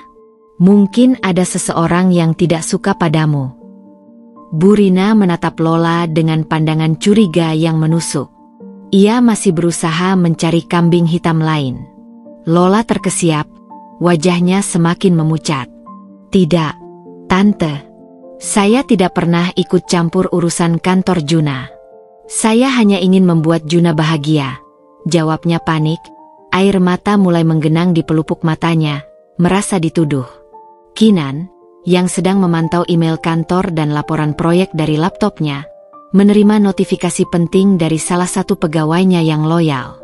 Proyek besar senilai miliaran rupiah yang seharusnya menjadi keuntungan utama perusahaan Juna tahun ini, dinyatakan ditunda tanpa batas waktu oleh pihak PT Jaya Perkasa, dengan alasan kondisi pasar yang tidak stabil, peninjauan ulang prioritas investasi perusahaan, dan penyesuaian regulasi pemerintah yang baru. Ini adalah pukulan telak yang akan meruntuhkan stabilitas keuangan perusahaan Juna. Kinan sendirilah yang menyetujui surat penundaan itu, dengan tanda tangan digitalnya, setelah merancang alasan-alasan yang tak terbantahkan. Kinan tersenyum tipis. Kali ini, senyum itu mengandung kepuasan yang lebih nyata, bukan lagi senyum misterius. Mereka mulai merasakannya, sentuhan dingin dari tangan tak terlihat yang menggerakkan segalanya. Tekanan itu semakin kuat, mengikat leher mereka seperti tali. Ia tahu, langkah selanjutnya yang akan mereka ambil adalah mencoba mencari Kinan dengan lebih serius, lebih putus asa. Dan ia siap untuk itu, dengan setiap langkah yang sudah ia perhitungkan. Memasuki minggu ketiga kepergian Kinan, kepanikan Juna dan ibu mertua kini tidak bisa lagi disembunyikan di balik senyum palsu atau retorika bahagia. Aura kegelisahan dan kemarahan telah menyelimuti setiap sudut rumah mereka. Laporan keuangan bulanan perusahaan Juna menunjukkan angka merah yang mengkhawatirkan, jauh melampaui prediksi terburuk sekalipun. Beberapa proyek besar yang sebelumnya menjadi tulang punggung pendapatan mereka, seperti proyek revitalisasi kompleks perumahan Cempaka dan proyek pembangunan pusat perbelanjaan Galaksi, kini benar-benar terhenti tanpa kejelasan, membuat perusahaan merugi miliaran rupiah dalam waktu singkat. Kas perusahaan menipis, membuat mereka kesulitan membayar operasional dan gaji karyawan. Desas-desus mengenai gelombang PHK massal mulai beredar kencang di antara karyawan, menciptakan suasana tegang dan penuh ketakutan di kantor. Juna yang biasanya tampil penuh percaya diri dengan setelan rapi dan senyum optimis, kini tampak lesu, matanya cekung, mudah marah, dan sangat frustrasi. Ia sering berteriak pada bawahannya, sesuatu yang tidak pernah ia lakukan sebelumnya. Ini semua gara-gara Kinan. Pasti. Ini balasan dia. Dia sengaja melakukan ini, teriak ibu mertua. Suaranya melengking tajam memecah keheningan di ruang tamu rumah Juna yang kini terasa dingin dan sepi, tak lagi dihuni oleh tawa riang. Lola hanya bisa duduk diam di sudut sofa, meringkuk ketakutan, bibirnya gemetar. Ia takut pada amarah Juna dan Bu Rina, dan juga takut akan kehilangan semua kenyamanan yang selama ini ia dapatkan. Tapi kenapa, Ma? Dia tidak pernah seperti ini. Dan dia pergi tanpa bilang apa-apa, tanpa pertengkaran. Sanggah Juna, mencoba mencari logika di tengah kekacauan yang menghantam mereka. Rambutnya acak-acakan, kemejanya kusut. Lagi pula, kalau perusahaan kita anjlok, kan PT Jaya Perkasa juga ikut rugi karena kita klien terbesar mereka. Apa untungnya buat Kinan menghancurkan dirinya sendiri? Ibu mertua menatap Juna dengan geram. Tatapan matanya penuh emosi yang campur aduk antara kemarahan dan ketakutan. Kamu ini bodoh atau bagaimana, Juna? Perusahaan ibunya itu jauh lebih besar, jauh lebih stabil dari kita. Mereka tidak akan rugi banyak jika kehilangan satu klien seperti kita. Paling hanya kerugian kecil yang bisa mereka tutupi dalam hitungan minggu. Tapi kita bisa bangkrut. Semua aset kita bisa habis. Ibu mertua mulai mengipasi wajahnya dengan tangan, berusaha menenangkan diri yang mulai sesak. Dia tahu bagaimana cara menyakiti kita yang paling dalam, Juna. Dia tahu bagaimana melumpuhkan kita dari dalam. Juna mulai merenung. Kata-kata ibunya perlahan-lahan meresap ke dalam benaknya, seperti air dingin yang menetes perlahan. Kalimat Kinan, "Aku mengerti segalanya," kini terasa semakin menusuk dan penuh ancaman. Ia mulai menyadari bahwa sikap tenang Kinan saat pergi, senyum misteriusnya, dan ketiadaan air mata, itu adalah puncak dari kemarahannya. Keheningan Kinan bukan berarti pasrah, melainkan sebuah strategi yang sangat dingin, terencana, dan mematikan. Kinan adalah wanita cerdas. Ia tahu setiap titik lemah mereka. Kita harus mencari Kinan. Sekarang juga. Kita harus memohon padanya, seru ibu mertua. Suaranya mendadak berubah putus asa, dari kemarahan menjadi permohonan yang mengiba. Hanya dia yang punya pengaruh di perusahaan ibunya. Hanya dia yang bisa melunakkan hati para direksi di sana. Hanya dia yang bisa menyelamatkan kita dari kehancuran ini. Mereka berdua mulai melancarkan pencarian putus asa. Juna dan ibu mertua menghubungi semua teman dan kenalan Kinan yang ada di daftar kontak mereka. Mulai dari teman-teman dekat Kinan yang paling akrab, rekan kerja di kantor lama dan baru, hingga kerabat jauh yang mungkin pernah Kinan kunjungi. Namun, hasilnya nihil. Tidak ada yang tahu persis di mana Kinan berada. Sebagian besar hanya memberikan jawaban samar, mengatakan Kinan sedang berlibur keluar kota, cuti mendadak, atau sedang ada urusan keluarga di luar kota.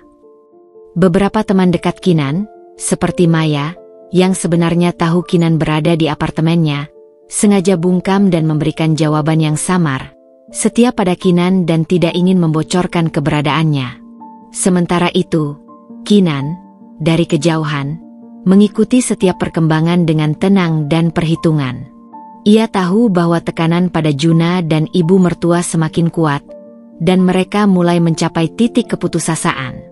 Rekan-rekan kerjanya yang loyal di perusahaan ibunya melaporkan bahwa perwakilan dari perusahaan Juna semakin sering datang ke kantor PT Jaya Perkasa, mencoba bernegosiasi dengan nada yang memohon, namun selalu dihalangi oleh prosedur baru yang Kinan atur, seolah dinding birokrasi itu tak bisa ditembus. Bahkan, Lola juga sempat datang ke kantor perusahaan Kinan, mencoba mencari informasi tentang keberadaan Kinan dengan wajah panik, namun diusir dengan halus oleh resepsionis yang sudah Kinan instruksikan. Ponsel Kinan, yang tadinya mati, kini ia nyalakan khusus untuk memantau pergerakan mereka. Layarnya mulai dipenuhi dengan puluhan panggilan tak terjawab dan rentetan pesan singkat dari Juna dan ibu mertua. Pesan-pesan itu menunjukkan evolusi emosi mereka. Awalnya berisi kekhawatiran yang samar, kemudian berubah menjadi permohonan yang mengiba, nada minta maaf yang tulus namun terlambat, dan akhirnya, nada putus asa yang terang-terangan. Kinan, kumohon, jawab teleponku. Perusahaan sedang kacau balau. Aku tidak tahu harus berbuat apa. Kita butuh kamu.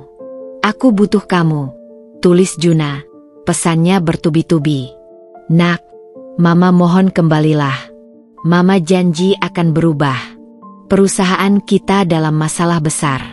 Tolong Mama. Nak, tolong Juna.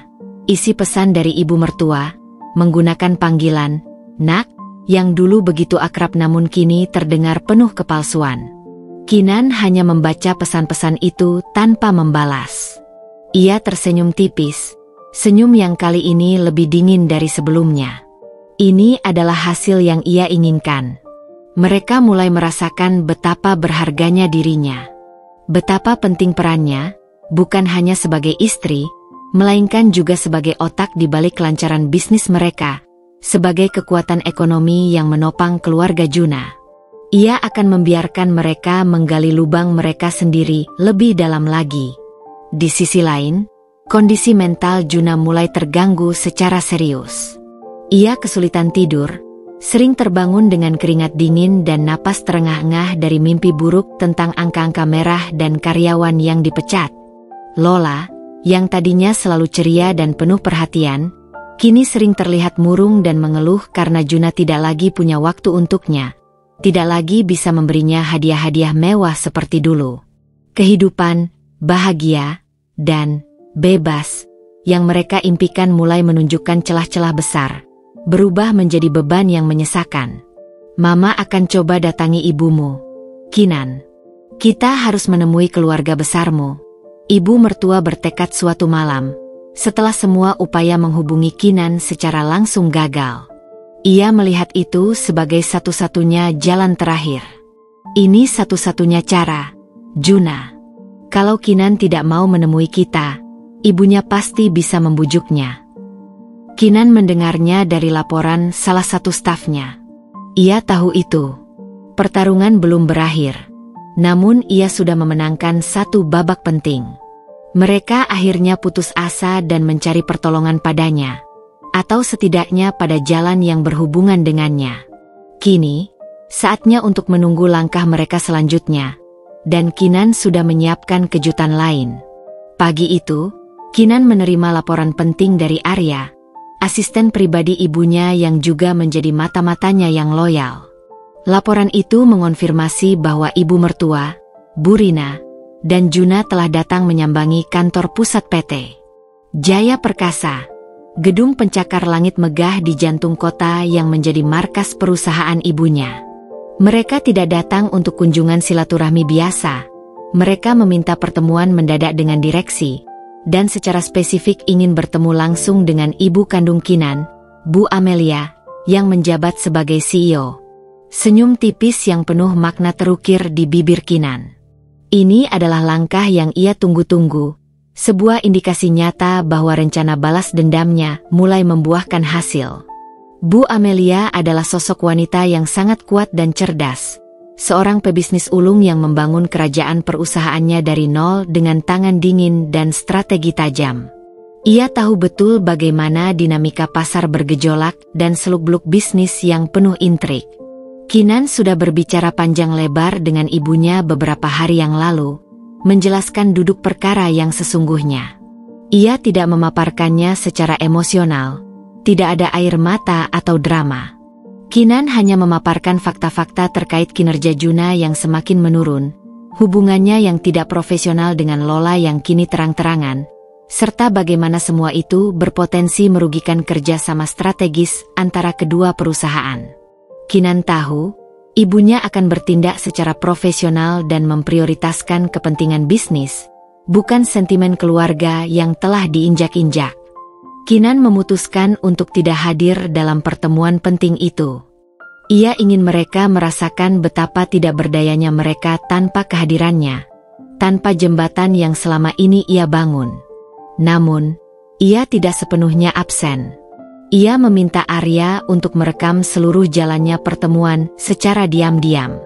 Arya, yang sangat loyal pada Kinan, merasa berutang budi karena Kinan banyak membantunya dalam karir dan sering memberinya masukan berharga. Arya segera menyetujuinya, menempatkan sebuah perekam kecil yang tersembunyi di ruang rapat. Di ruang rapat mewah PT Jaya Perkasa, dengan meja panjang mengkilap dan pemandangan kota dari jendela kaca yang luas, Juna dan ibu mertua duduk tegang di hadapan Bu Amelia yang berwajah datar. Aura di ruangan itu terasa dingin dan formal. Lola tidak ikut. Mungkin mereka akhirnya menyadari bahwa kehadirannya hanya akan memperkeruh suasana dan membuktikan perselingkuhan itu di depan Bu Amelia. Ada apa ini, Bu Rina? Juna? Ada hal penting apa sampai Anda berdua datang kemari tanpa janji temu sebelumnya? Tanya Bu Amelia, suaranya tenang namun dingin, tanpa sedikit pun senyum ramah yang biasanya ia tunjukkan pada besannya. Ia menatap mereka dengan tatapan menyelidik. Ibu mertua segera mengambil alih pembicaraan. Suaranya terdengar tercekat oleh kegugupan. Bu Amelia, kami datang ke sini untuk membicarakan tentang Kinan dan juga kondisi perusahaan Juna. Perusahaan kami sedang ada masalah besar, Bu. Beberapa proyek macet parah, terutama yang berhubungan langsung dengan pasokan material dari Jaya Perkasa. Raut wajahnya menunjukkan kekhawatiran yang mendalam, tidak lagi ada kesombongan yang dulu terpancar. Oh ya. Bu Amelia mengangkat alisnya, berpura-pura tidak tahu menahu, seolah ini adalah informasi baru baginya. Saya sudah menerima laporan tentang beberapa penundaan proyek yang melibatkan mitra kami. Semuanya sudah sesuai prosedur baru, Bu Rina. Kami harus memastikan kualitas dan keberlanjutan pasokan di tengah kondisi pasar yang tidak menentu dan rantai pasok yang rentan. Itu adalah standar operasional baku yang harus dipatuhi semua klien kami, tanpa terkecuali. Tapi, Bu, ini sangat merugikan kami. Kami bisa bangkrut. Semua aset kami terancam disita bank jika begini terus. Juna memotong dengan suara putus asa, wajahnya pucat. Dan Kinan. Kinan juga pergi dari rumah. Dia tidak bisa dihubungi sama sekali. Bu, ponselnya mati. Bu Amelia menatap Juna tajam. Mata elangnya menembus hingga ke dasar jiwanya. Itu urusan rumah tangga kalian, Juna. Saya tidak mencampuri sama sekali. Saya tidak akan pernah ikut campur dalam masalah pribadi menantu saya. Namun, saya ingin tegaskan dengan sangat jelas, keputusan bisnis perusahaan saya tidak ada hubungannya dengan masalah pribadi Anda. Kami adalah entitas bisnis, bukan lembaga sosial. Tidak mungkin, Bu, seru ibu mertua. Air matanya mulai menggenang, mengalir membasahi pipinya yang keriput. Kinan pasti sengaja melakukan ini. Dia cemburu, Bu. Dia marah karena Juna. Karena Juna mungkin ingin mencari kebahagiaan lain. Dia membalas dendam dengan cara ini. Bu, dia ingin menghancurkan kami. Bu Amelia menghela napas. Gesturnya menunjukkan sedikit rasa muak. Bu Rina, saya harap Anda tidak mencoba mengaitkan masalah pribadi yang Anda ciptakan sendiri dengan profesionalisme perusahaan kami. Bisnis adalah bisnis. Jika perusahaan Anda tidak mampu memenuhi standar yang berlaku atau beradaptasi dengan prosedur baru kami yang semakin ketat, maka kami terpaksa mencari mitra lain yang lebih mampu dan patuh aturan. Suaranya terdengar final. Tapi Kinan yang selama ini mengurus semuanya. Bu, dialah yang melancarkan semua kerja sama kita. Dialah yang memiliki koneksi dan pengaruh di sini. Juna menyela lagi, matanya memohon, penuh keputusasaan. Kami mohon, Bu, hubungi Kinan, bujuk dia untuk kembali. Dia adalah kuncinya. Tanpa dia, perusahaan saya tidak akan bertahan bahkan sebulan lagi. Ia terdengar seperti anak kecil yang kehilangan mainannya. Bu Amelia hanya menatap mereka dengan tatapan iba yang samar, namun juga tegas, tanpa sedikit pun goyah. Kinan adalah karyawan terbaik saya, menantu saya. Dia memiliki dedikasi dan profesionalisme yang tinggi. Tapi jika Kinan memutuskan untuk cuti, itu adalah haknya sepenuhnya. Saya tidak bisa memaksanya kembali ke kantor, apalagi untuk menyelesaikan masalah pribadi Anda yang berdampak pada kinerja bisnis. Sejak Kinan pergi, ia sudah mewakilkan semua otoritasnya kepada timnya, dan mereka bekerja sesuai prosedur yang baru. Kami tidak bisa menganakemaskan satu klien hanya karena ada masalah pribadi di antara Anda dan Kinan. Lalu kami harus bagaimana, Bu? Tanya ibu mertua. Kini menangis terseduh-seduh, tangisannya semakin histeris. Kami mohon, Bu Amelia, demi hubungan keluarga kita, kami janji akan membujuk Kinan untuk kembali ke Juna. Kami akan melakukan apapun asal Kinan kembali ke rumah dan kembali mengurus proyek-proyek kami. Bu Amelia tersenyum tipis, senyum yang Kinan tahu persis menyimpan makna tersembunyi. Sebuah senyum kemenangan yang dibungkus dengan kesopanan. Itu keputusan ada di tangan Kinan, Bu Rina. Saya tidak akan ikut campur dalam urusan rumah tangga Anda. Tapi jika Kinan memutuskan untuk kembali, itu sepenuhnya karena Kinan ingin, karena kebaikan hatinya, bukan karena Anda berdua memohon. Dan satu hal lagi yang perlu Anda berdua ingat, Bu Rina, Juna, profesionalisme itu penting. Bukan hanya dalam pekerjaan, tapi juga dalam hidup dan dalam menjaga sebuah hubungan. Konsekuensi dari ketidakprofesionalan itu nyata. Pertemuan itu berakhir tanpa hasil yang diinginkan Juna dan ibu mertua. Mereka meninggalkan gedung PT Jaya Perkasa dengan wajah lesu, pundak merosot, dan hati yang putus asa. Mereka merasa pintu telah tertutup rapat. Harapan mereka untuk mendapatkan jalan pintas dari krisis ini telah sirna.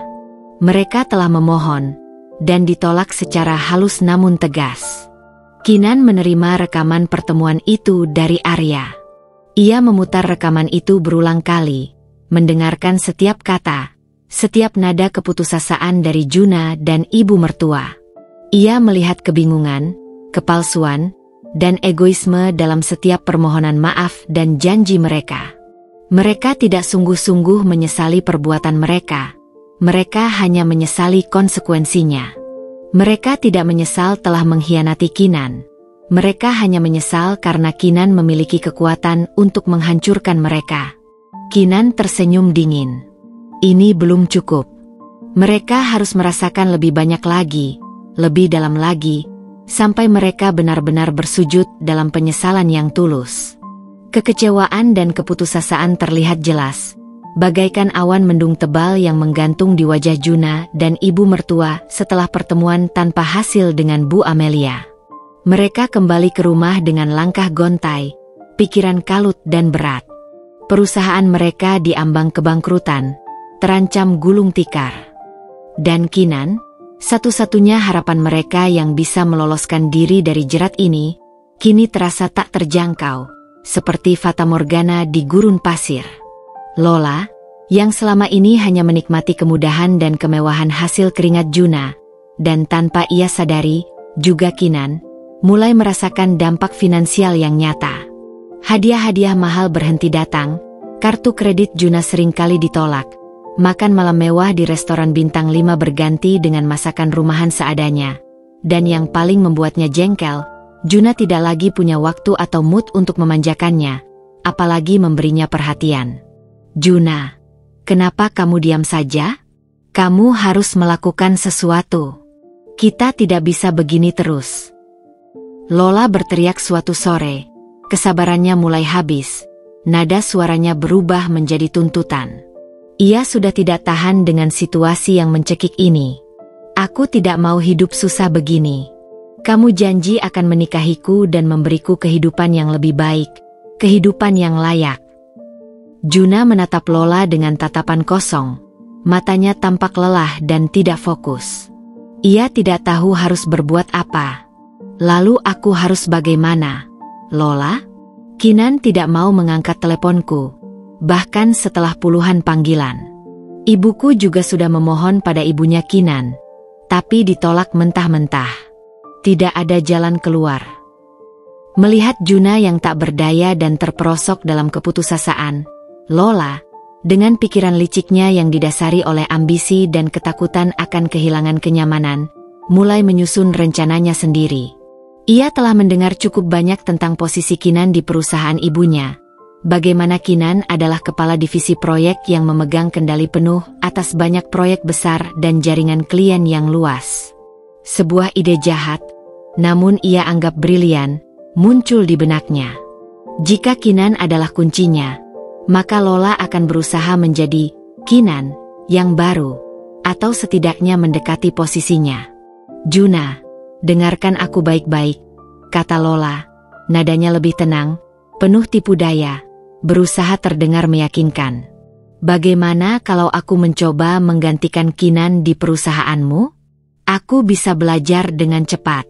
Aku bisa membantumu mengurus beberapa hal, setidaknya untuk proyek-proyek kecil dulu. Aku bisa jadi asistenmu. Juna menatapnya dengan skeptis, alisnya terangkat. Kamu? Apa yang kamu tahu tentang bisnis kontraktor? Lola? Itu tidak semudah yang kau bayangkan. Aku bisa belajar. Juna, aku cerdas.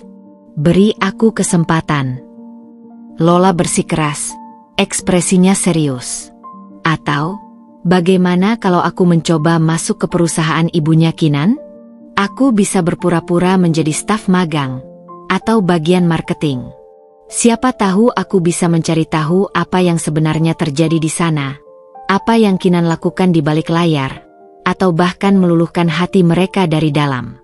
Bukankah Mama Kinan terlihat sangat profesional dan berhati dingin tadi?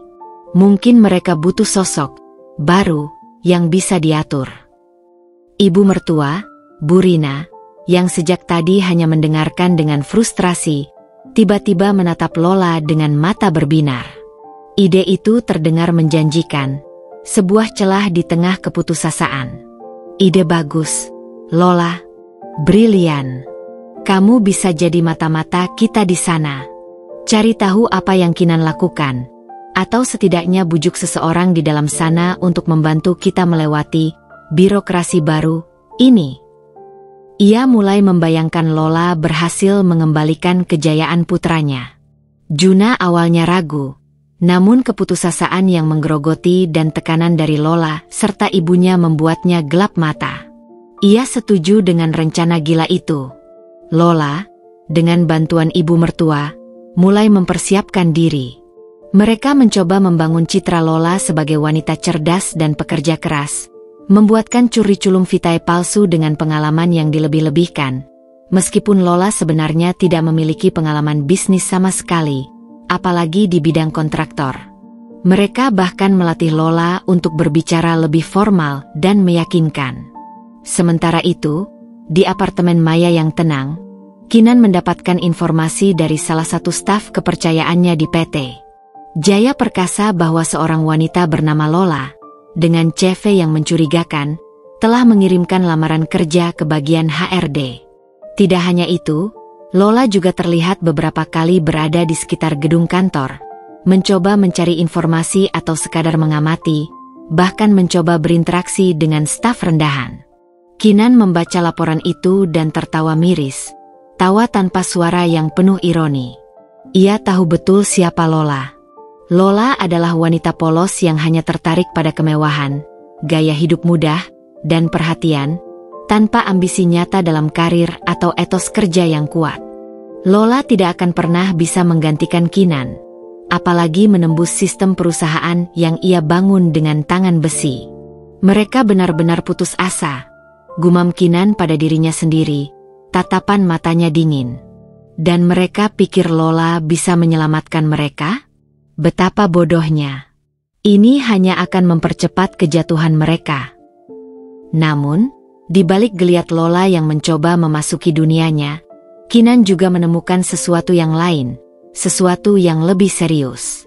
Saat ia meninjau ulang catatan keuangan dan aset gabungan mereka, ia menemukan beberapa transfer dana yang mencurigakan dari rekening pribadi Juna ke rekening Lola dalam jumlah besar. Bahkan sudah dimulai jauh sebelum Kinan pergi meninggalkan rumah. Bukan hanya itu, ada beberapa transaksi pembelian perhiasan mahal, tas bermerek, bahkan sebuah mobil baru atas nama Lola, yang Kinan yakini kuat menggunakan uang Juna, atau lebih parahnya, menggunakan uang perusahaan yang seharusnya digunakan untuk proyek. Kinan menduga, Juna telah menguras cukup banyak aset mereka, atau bahkan uang perusahaan secara ilegal, untuk memanjakan Lola.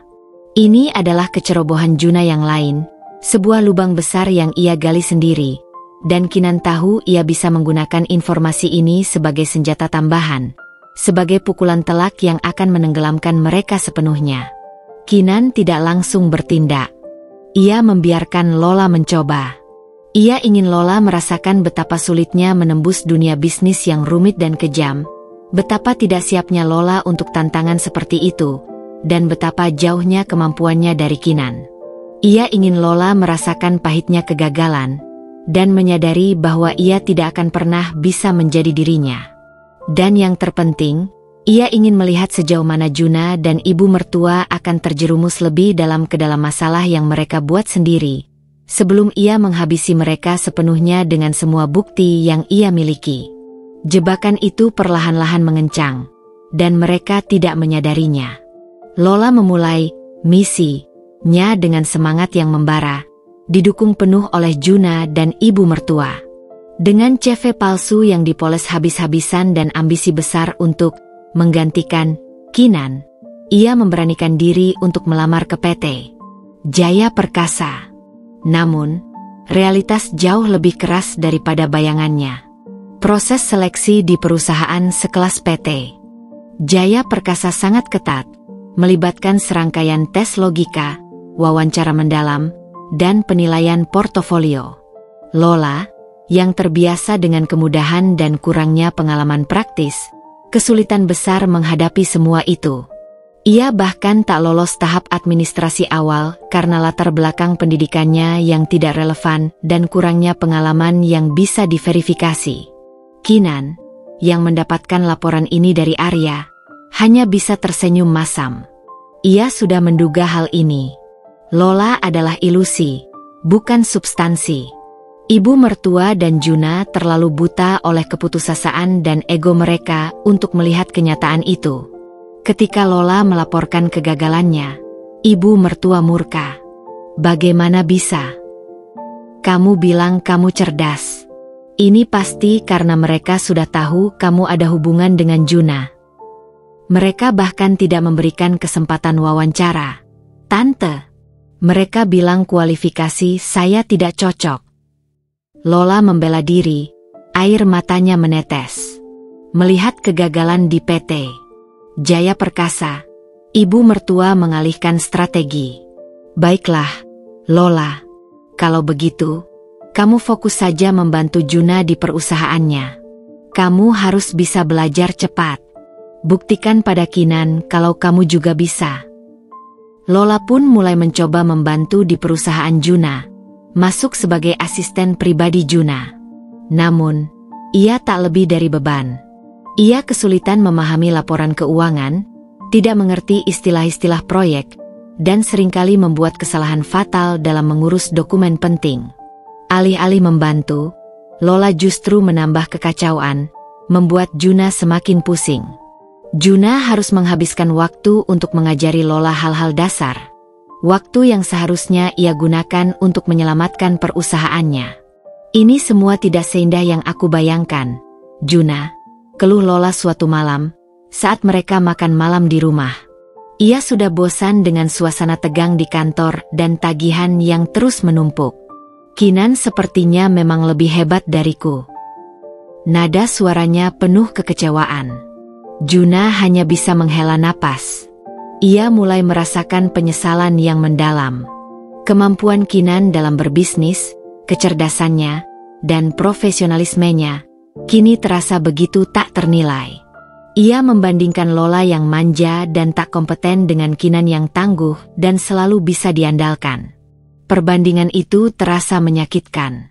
Sementara itu, Kinan, dari kejauhan, memantau bukan hanya kegagalan Lola, tetapi juga pergerakan aset Juna.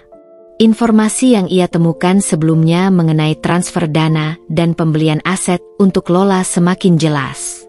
Ternyata, Juna telah melakukan transaksi mencurigakan dalam skala yang lebih besar dari yang ia duga. Bukan hanya uang pribadi, tapi juga ada indikasi penggunaan dana perusahaan untuk membeli aset atas nama Lola, bahkan mengalihkan sebagian kecil saham perusahaan kepada Lola sebagai hadiah. Semua ini adalah pelanggaran hukum, sebuah tindakan yang bisa membawa Juna ke penjara. Kinan juga mendapatkan informasi bahwa ibu mertua telah mulai menjual beberapa perhiasan mahalnya, bahkan mencoba menggadaikan sertifikat rumahnya, demi menutupi kerugian perusahaan Juna. Mereka benar-benar sedang berada di titik terendah. Kinan tersenyum pahit. Mereka telah menelanjangi diri mereka sendiri. Mereka telah menunjukkan betapa rakusnya mereka, betapa dangkalnya ambisi mereka, dan betapa mereka meremehkan konsekuensi dari setiap tindakan mereka. Kehadiran Lola yang tidak kompeten di sisi Juna justru menjadi bumerang, membuat kehancuran mereka semakin cepat. Kini, Kinan merasa sudah saatnya untuk memperlihatkan taringnya. Kinan tahu saatnya sudah tiba. Setelah mengamati Juna dan ibu mertua meronta dalam lumpur keputusasaan yang mereka ciptakan sendiri, dan mengumpulkan semua bukti pelanggaran hukum yang dilakukan Juna, Kinan merasa ini adalah waktu yang tepat untuk memberikan pukulan terakhir. Ia tidak akan muncul secara langsung. Ia akan mengirimkan pesannya melalui perantara yang tak terduga. Pagi itu, Juna sedang berada di kantornya yang sepi, menatap tumpukan surat tagihan yang belum terbayar. Lola sudah tidak lagi datang. Ia menyerah dan kembali ke kehidupannya yang mencari pria mapan lainnya setelah menyadari Juna tidak lagi mampu membiayai gaya hidupnya. Ibu mertua pun sudah jarang mengunjungi, hanya menelepon dengan nada frustrasi yang semakin kentara. Tiba-tiba, seorang kurir datang membawa sebuah amplop coklat besar bertuliskan, "Sangat rahasia." Juna mengerutkan kening. Siapa yang mengirimkan ini? Ia membuka amplop itu dengan tangan gemetar. Di dalamnya, ada sebuah flash drive dan surat tanpa nama pengirim. Juna segera memasukkan flash drive itu ke laptopnya. Sebuah folder terbuka, berisi berbagai file. Pertama, ada rekaman suara. Juna memutarnya. Itu adalah rekaman pertemuan ibu mertua dan dirinya dengan Bu Amelia di PT Jaya Perkasa. Ia mendengar setiap kata, setiap permohonan yang putus asa, dan penolakan dingin Bu Amelia. Juna teringat kembali betapa tak berdayanya mereka saat itu. Kemudian, ada file lain, percakapan pesan singkat antara dirinya dan Lola, termasuk foto-foto mesra mereka yang dulu ia anggap sudah ia hapus.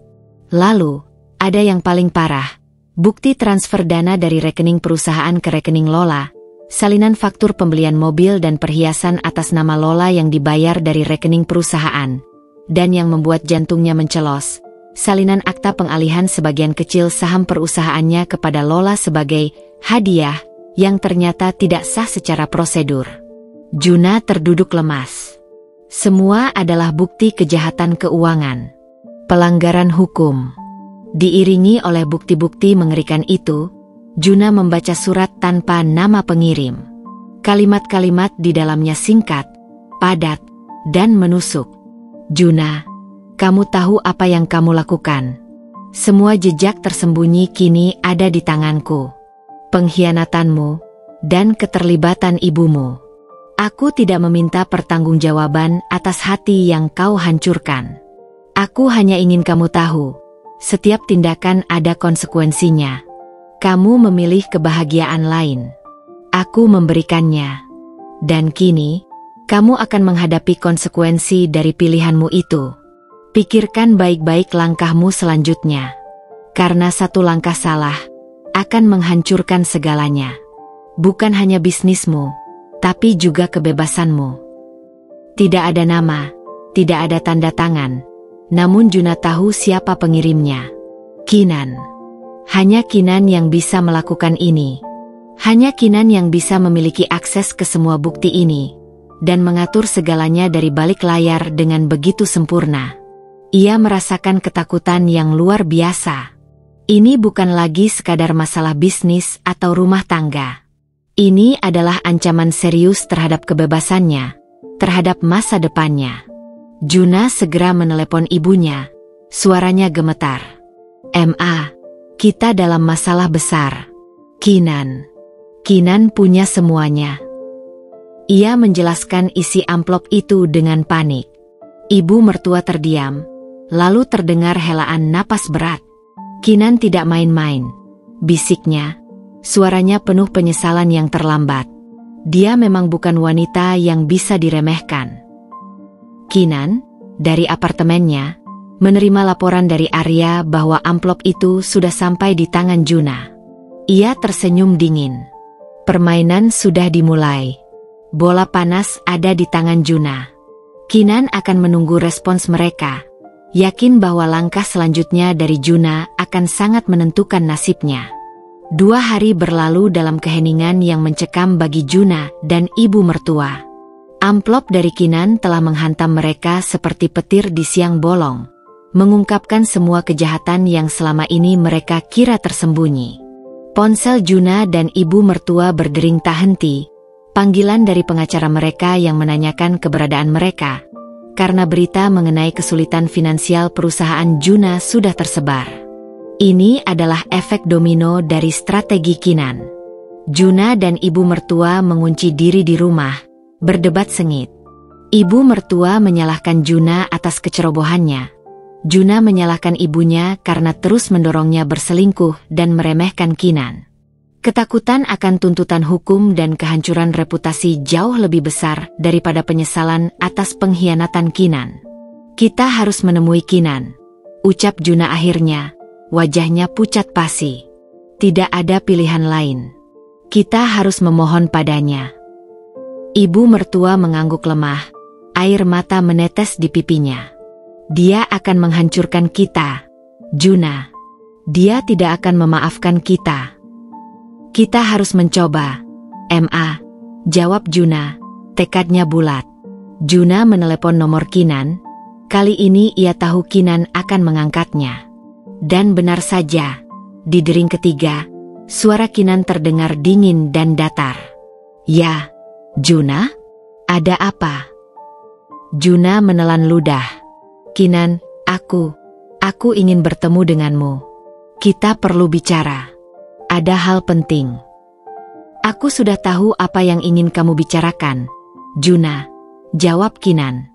"Tapi aku sibuk." "Kumohon, Kinan. Ini soal hidup dan mati. Perusahaan dan juga masa depanku."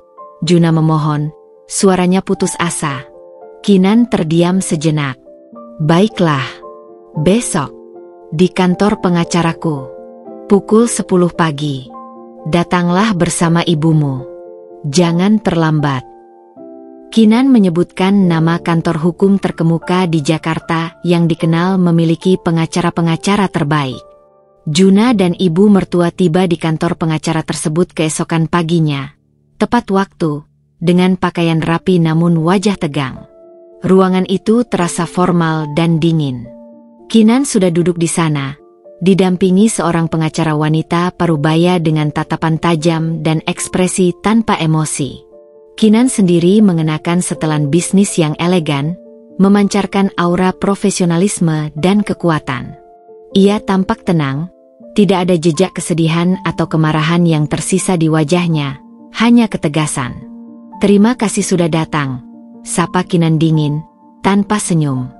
"Mari kita langsung saja." Pengacara Kinan membuka pembicaraan. "Tuan Juna, Nyonya Rina. Klien kami, Nyonya Kinan, telah mengumpulkan bukti-bukti kuat terkait pelanggaran hukum yang dilakukan Tuan Juna, termasuk penggelapan dana perusahaan, penyalahgunaan aset, dan potensi penipuan terkait pengalihan saham. Semua bukti ini sudah sangat solid, dan cukup untuk menyeret Tuan Juna ke jalur hukum pidana.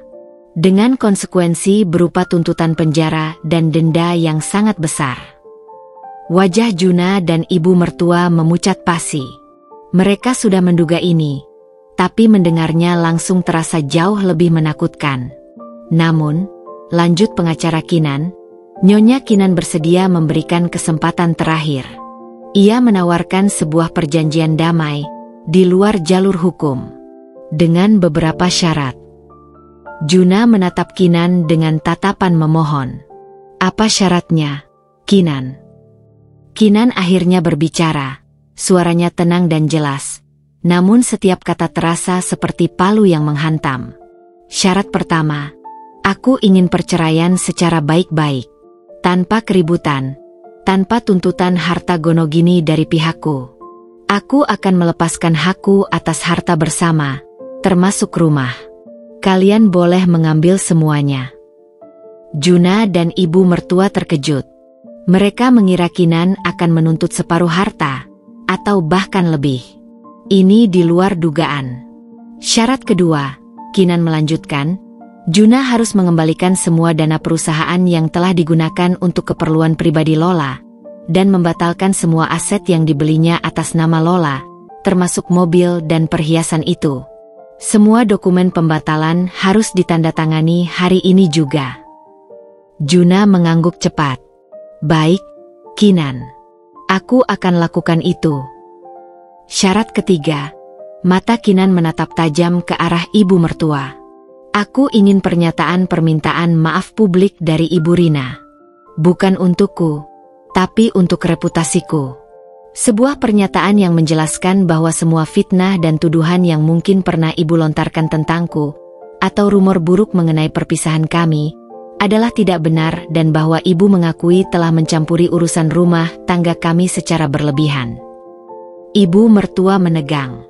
Sebuah permintaan maaf publik adalah pukulan besar bagi harga dirinya.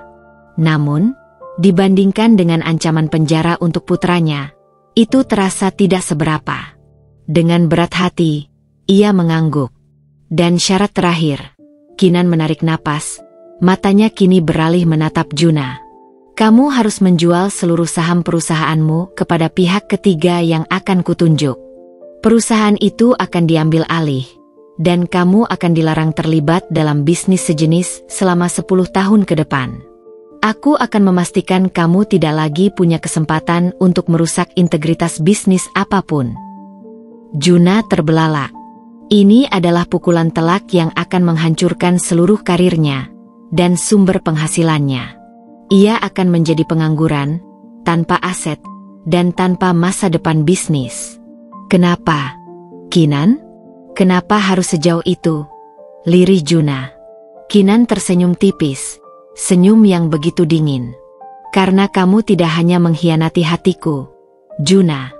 Kamu mengkhianati kepercayaanku, menghancurkan integritas bisnis, dan merusak semua yang kita bangun bersama. Ini bukan lagi soal cinta, tapi soal keadilan.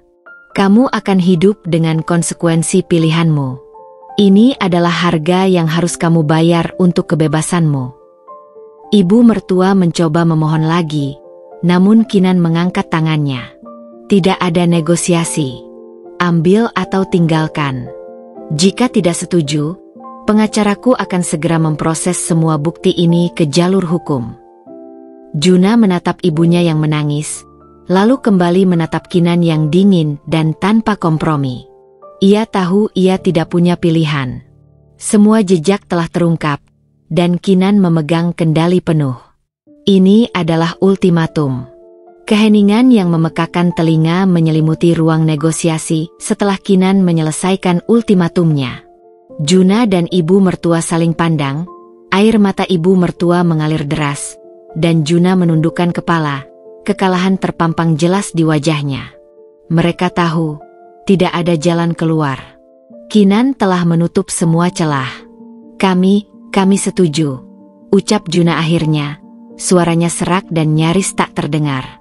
Ia menandatangani setiap dokumen yang disodorkan pengacara Kinan. Surat perceraian, surat pembatalan pengalihan saham kelola, dokumen pengembalian aset dan dana perusahaan yang telah digunakan, serta surat perjanjian penjualan saham perusahaannya kepada pihak ketiga yang Kinan tunjuk. Ibu mertua pun dengan tangan gemetar menandatangani surat permintaan maaf publik yang telah disiapkan. Kinan hanya mengamati, tanpa ekspresi. Setelah semua dokumen ditandatangani dan diverifikasi oleh pengacara, Kinan berdiri. Ia tidak mengucapkan sepatah kata pun perpisahan atau penyesalan. Ia hanya memberikan anggukan kecil kepada pengacaranya, lalu berbalik dan melangkah keluar dari ruangan itu, meninggalkan Juna dan ibu mertua dalam kehancuran yang mereka ciptakan sendiri. Beberapa hari kemudian, berita perceraian Juna dan Kinan tersebar luas, namun dengan narasi yang jauh berbeda dari yang mungkin diharapkan Juna dan ibunya. Tidak ada drama atau skandal. Hanya pengumuman sederhana bahwa mereka telah berpisah secara damai, dengan Kinan melepaskan semua hak atas harta Gonogini. Hal ini mengejutkan banyak pihak, karena Kinan dikenal sebagai wanita pekerja keras dan sangat berkontribusi pada aset mereka. Persepsi publik pun berpihak pada Kinan, menganggapnya sebagai wanita yang berjiwa besar dan ikhlas. Tak lama setelah itu, pernyataan permintaan maaf publik dari ibu mertua muncul di media sosial dan beberapa portal berita lokal. Dalam pernyataan itu, Bu Rina mengakui kesalahannya dalam mencampuri urusan rumah tangga putranya, dan menyatakan bahwa segala rumor negatif tentang Kinan adalah tidak benar. Pernyataan itu, meskipun terasa dipaksakan, berhasil membersihkan nama Kinan dari segala tuduhan atau bisik-bisik miring. Kemudian, terjadi gejolak besar di dunia bisnis Jakarta. Perusahaan kontraktor Juna, yang dulu cukup disegani, diumumkan telah diakuisisi oleh sebuah konsorsium investasi yang baru muncul, dengan nama baru dan manajemen baru. Juna benar-benar kehilangan segalanya. Ia menjadi pengangguran, tanpa perusahaan, dan dengan larangan berkecimpung di bidang yang sama selama 1 dekade ke depan. Kekayaan yang ia banggakan telah lenyap, dan reputasinya hancur. Lola, tentu saja, langsung menghilang dari kehidupan Juna begitu ia menyadari Juna tidak lagi memiliki apa-apa. Ia kembali ke dunianya, mencari target baru. Sementara itu, Kinan menjalani kehidupannya dengan tenang. Ia tidak lagi terbebani oleh hubungan yang toksik itu. Ia mencurahkan seluruh energinya pada karir. Posisi di perusahaan ibunya semakin kokoh, dan ia mulai merambah investasi mandiri di bidang properti dan teknologi yang sama sekali tidak berhubungan dengan bekas suaminya. Dari kejauhan, Kinan mendengar kabar bahwa Juna kini harus memulai segalanya dari nol, bekerja sebagai karyawan biasa di sebuah perusahaan kecil, dan ibu mertua harus menjual sebagian besar asetnya untuk menutupi utang dan kerugian. Kinan tidak merasakan euforia kemenangan, melainkan sebuah kedamaian yang aneh. Ia telah mendapatkan keadilan, bukan dengan balas dendam yang merusak, melainkan dengan strategi yang cerdas dan mematikan. Ia telah mengajarkan pelajaran berharga tentang konsekuensi, integritas, dan nilai dari kepercayaan. Ia telah membebaskan dirinya, dan kini ia siap membangun babak baru dalam hidupnya. Sebuah babak yang penuh dengan potensi tak terbatas, jauh dari bayang-bayang pengkhianatan. Senyumnya kini adalah senyum Kinan yang sejati. Senyum dari seorang wanita yang telah bangkit lebih kuat dari badai. Setahun telah berlalu sejak badai itu reda. Jakarta, dengan segala hiruk-pikuknya, tetap menjadi saksi bisu kebangkitan Kinan. Ia telah melewati titik terendah dalam hidupnya dan keluar sebagai pemenang, bukan dengan kehancuran fisik, melainkan dengan kehancuran dominasi dan ego mereka yang meremehkannya. Kinan yang sekarang berdiri adalah wanita yang berbeda, lebih tenang, lebih bijaksana, dan jauh lebih kuat. Ia telah menemukan kembali dirinya, yang sempat terkubur di bawah bayang-bayang pernikahan toksik. Keputusan Kinan untuk tidak menuntut harta gonogini dalam perceraian adalah langkah yang sangat cerdas. Publik melihatnya sebagai tindakan seorang wanita berkelas yang tak haus harta, membersihkan namanya dari segala potensi noda gosip. Sebaliknya, hal itu justru menjatuhkan Juna dan ibu mertua ke dalam lubang kerugian yang mereka ciptakan sendiri, karena mereka terpaksa menanggung seluruh beban utang perusahaan Juna tanpa bantuan Kinan. Kinan sepenuhnya fokus pada karirnya. Di bawah kepemimpinannya, divisi proyek di PT Jaya Perkasa melonjak pesat. Ia memperkenalkan inovasi-inovasi baru, efisiensi operasional, dan memperluas jaringan klien. Beberapa proyek besar yang sebelumnya Kinan tahan, kini ia cairkan kembali dengan syarat dan ketentuan yang lebih menguntungkan perusahaannya, tanpa melibatkan Juna sedikitpun. Perusahaan ibunya, di bawah pengaruh Kinan, semakin mendominasi pasar. Selain itu, Kinan mulai membangun kerajaannya sendiri. Dengan modal yang ia sisihkan dan kecerdasannya dalam melihat peluang, ia mendirikan sebuah perusahaan konsultan manajemen dan investasi independen. Fokus utamanya adalah membantu perusahaan-perusahaan muda yang ingin berkembang, serta mengelola investasi di sektor properti dan teknologi yang kini sedang booming. Pengalamannya yang luas, jaringan koneksi yang kuat, serta reputasinya sebagai wanita tangguh dan cerdas membuat perusahaannya berkembang pesat. Ia berhasil menggaet investor-investor besar yang tertarik dengan visi dan integritasnya. Hidup sosial Kinan juga berubah. Ia lebih selektif dalam memilih teman. Maya tetap menjadi sahabat karibnya, menjadi tempatnya berbagi tawa dan sesekali kilasan masa lalu yang kini terasa jauh. Kinan juga mulai menikmati waktu untuk dirinya sendiri, menekuni hobi melukis yang sempat ia tinggalkan, bergabung dengan klub buku, dan sesekali melakukan perjalanan solo ke tempat-tempat yang tenang. Kedamaian batin ini terpancar dari auranya. Dari kejauhan, Kinan masih mendengar kabar tentang Juna dan ibu mertua. Juna, seperti yang telah ia ramalkan, harus memulai segalanya dari nol. Ia bekerja di sebuah perusahaan konstruksi kecil sebagai manajer proyek, jauh di bawah standar gaji dan posisinya dulu. Ia harus menghadapi kenyataan pahit tanpa kemewahan yang ia kenal, berjuang setiap hari untuk memenuhi kebutuhan hidup. Lola, tentu saja, telah lama menghilang dari hidup Juna, mencari sponsor baru.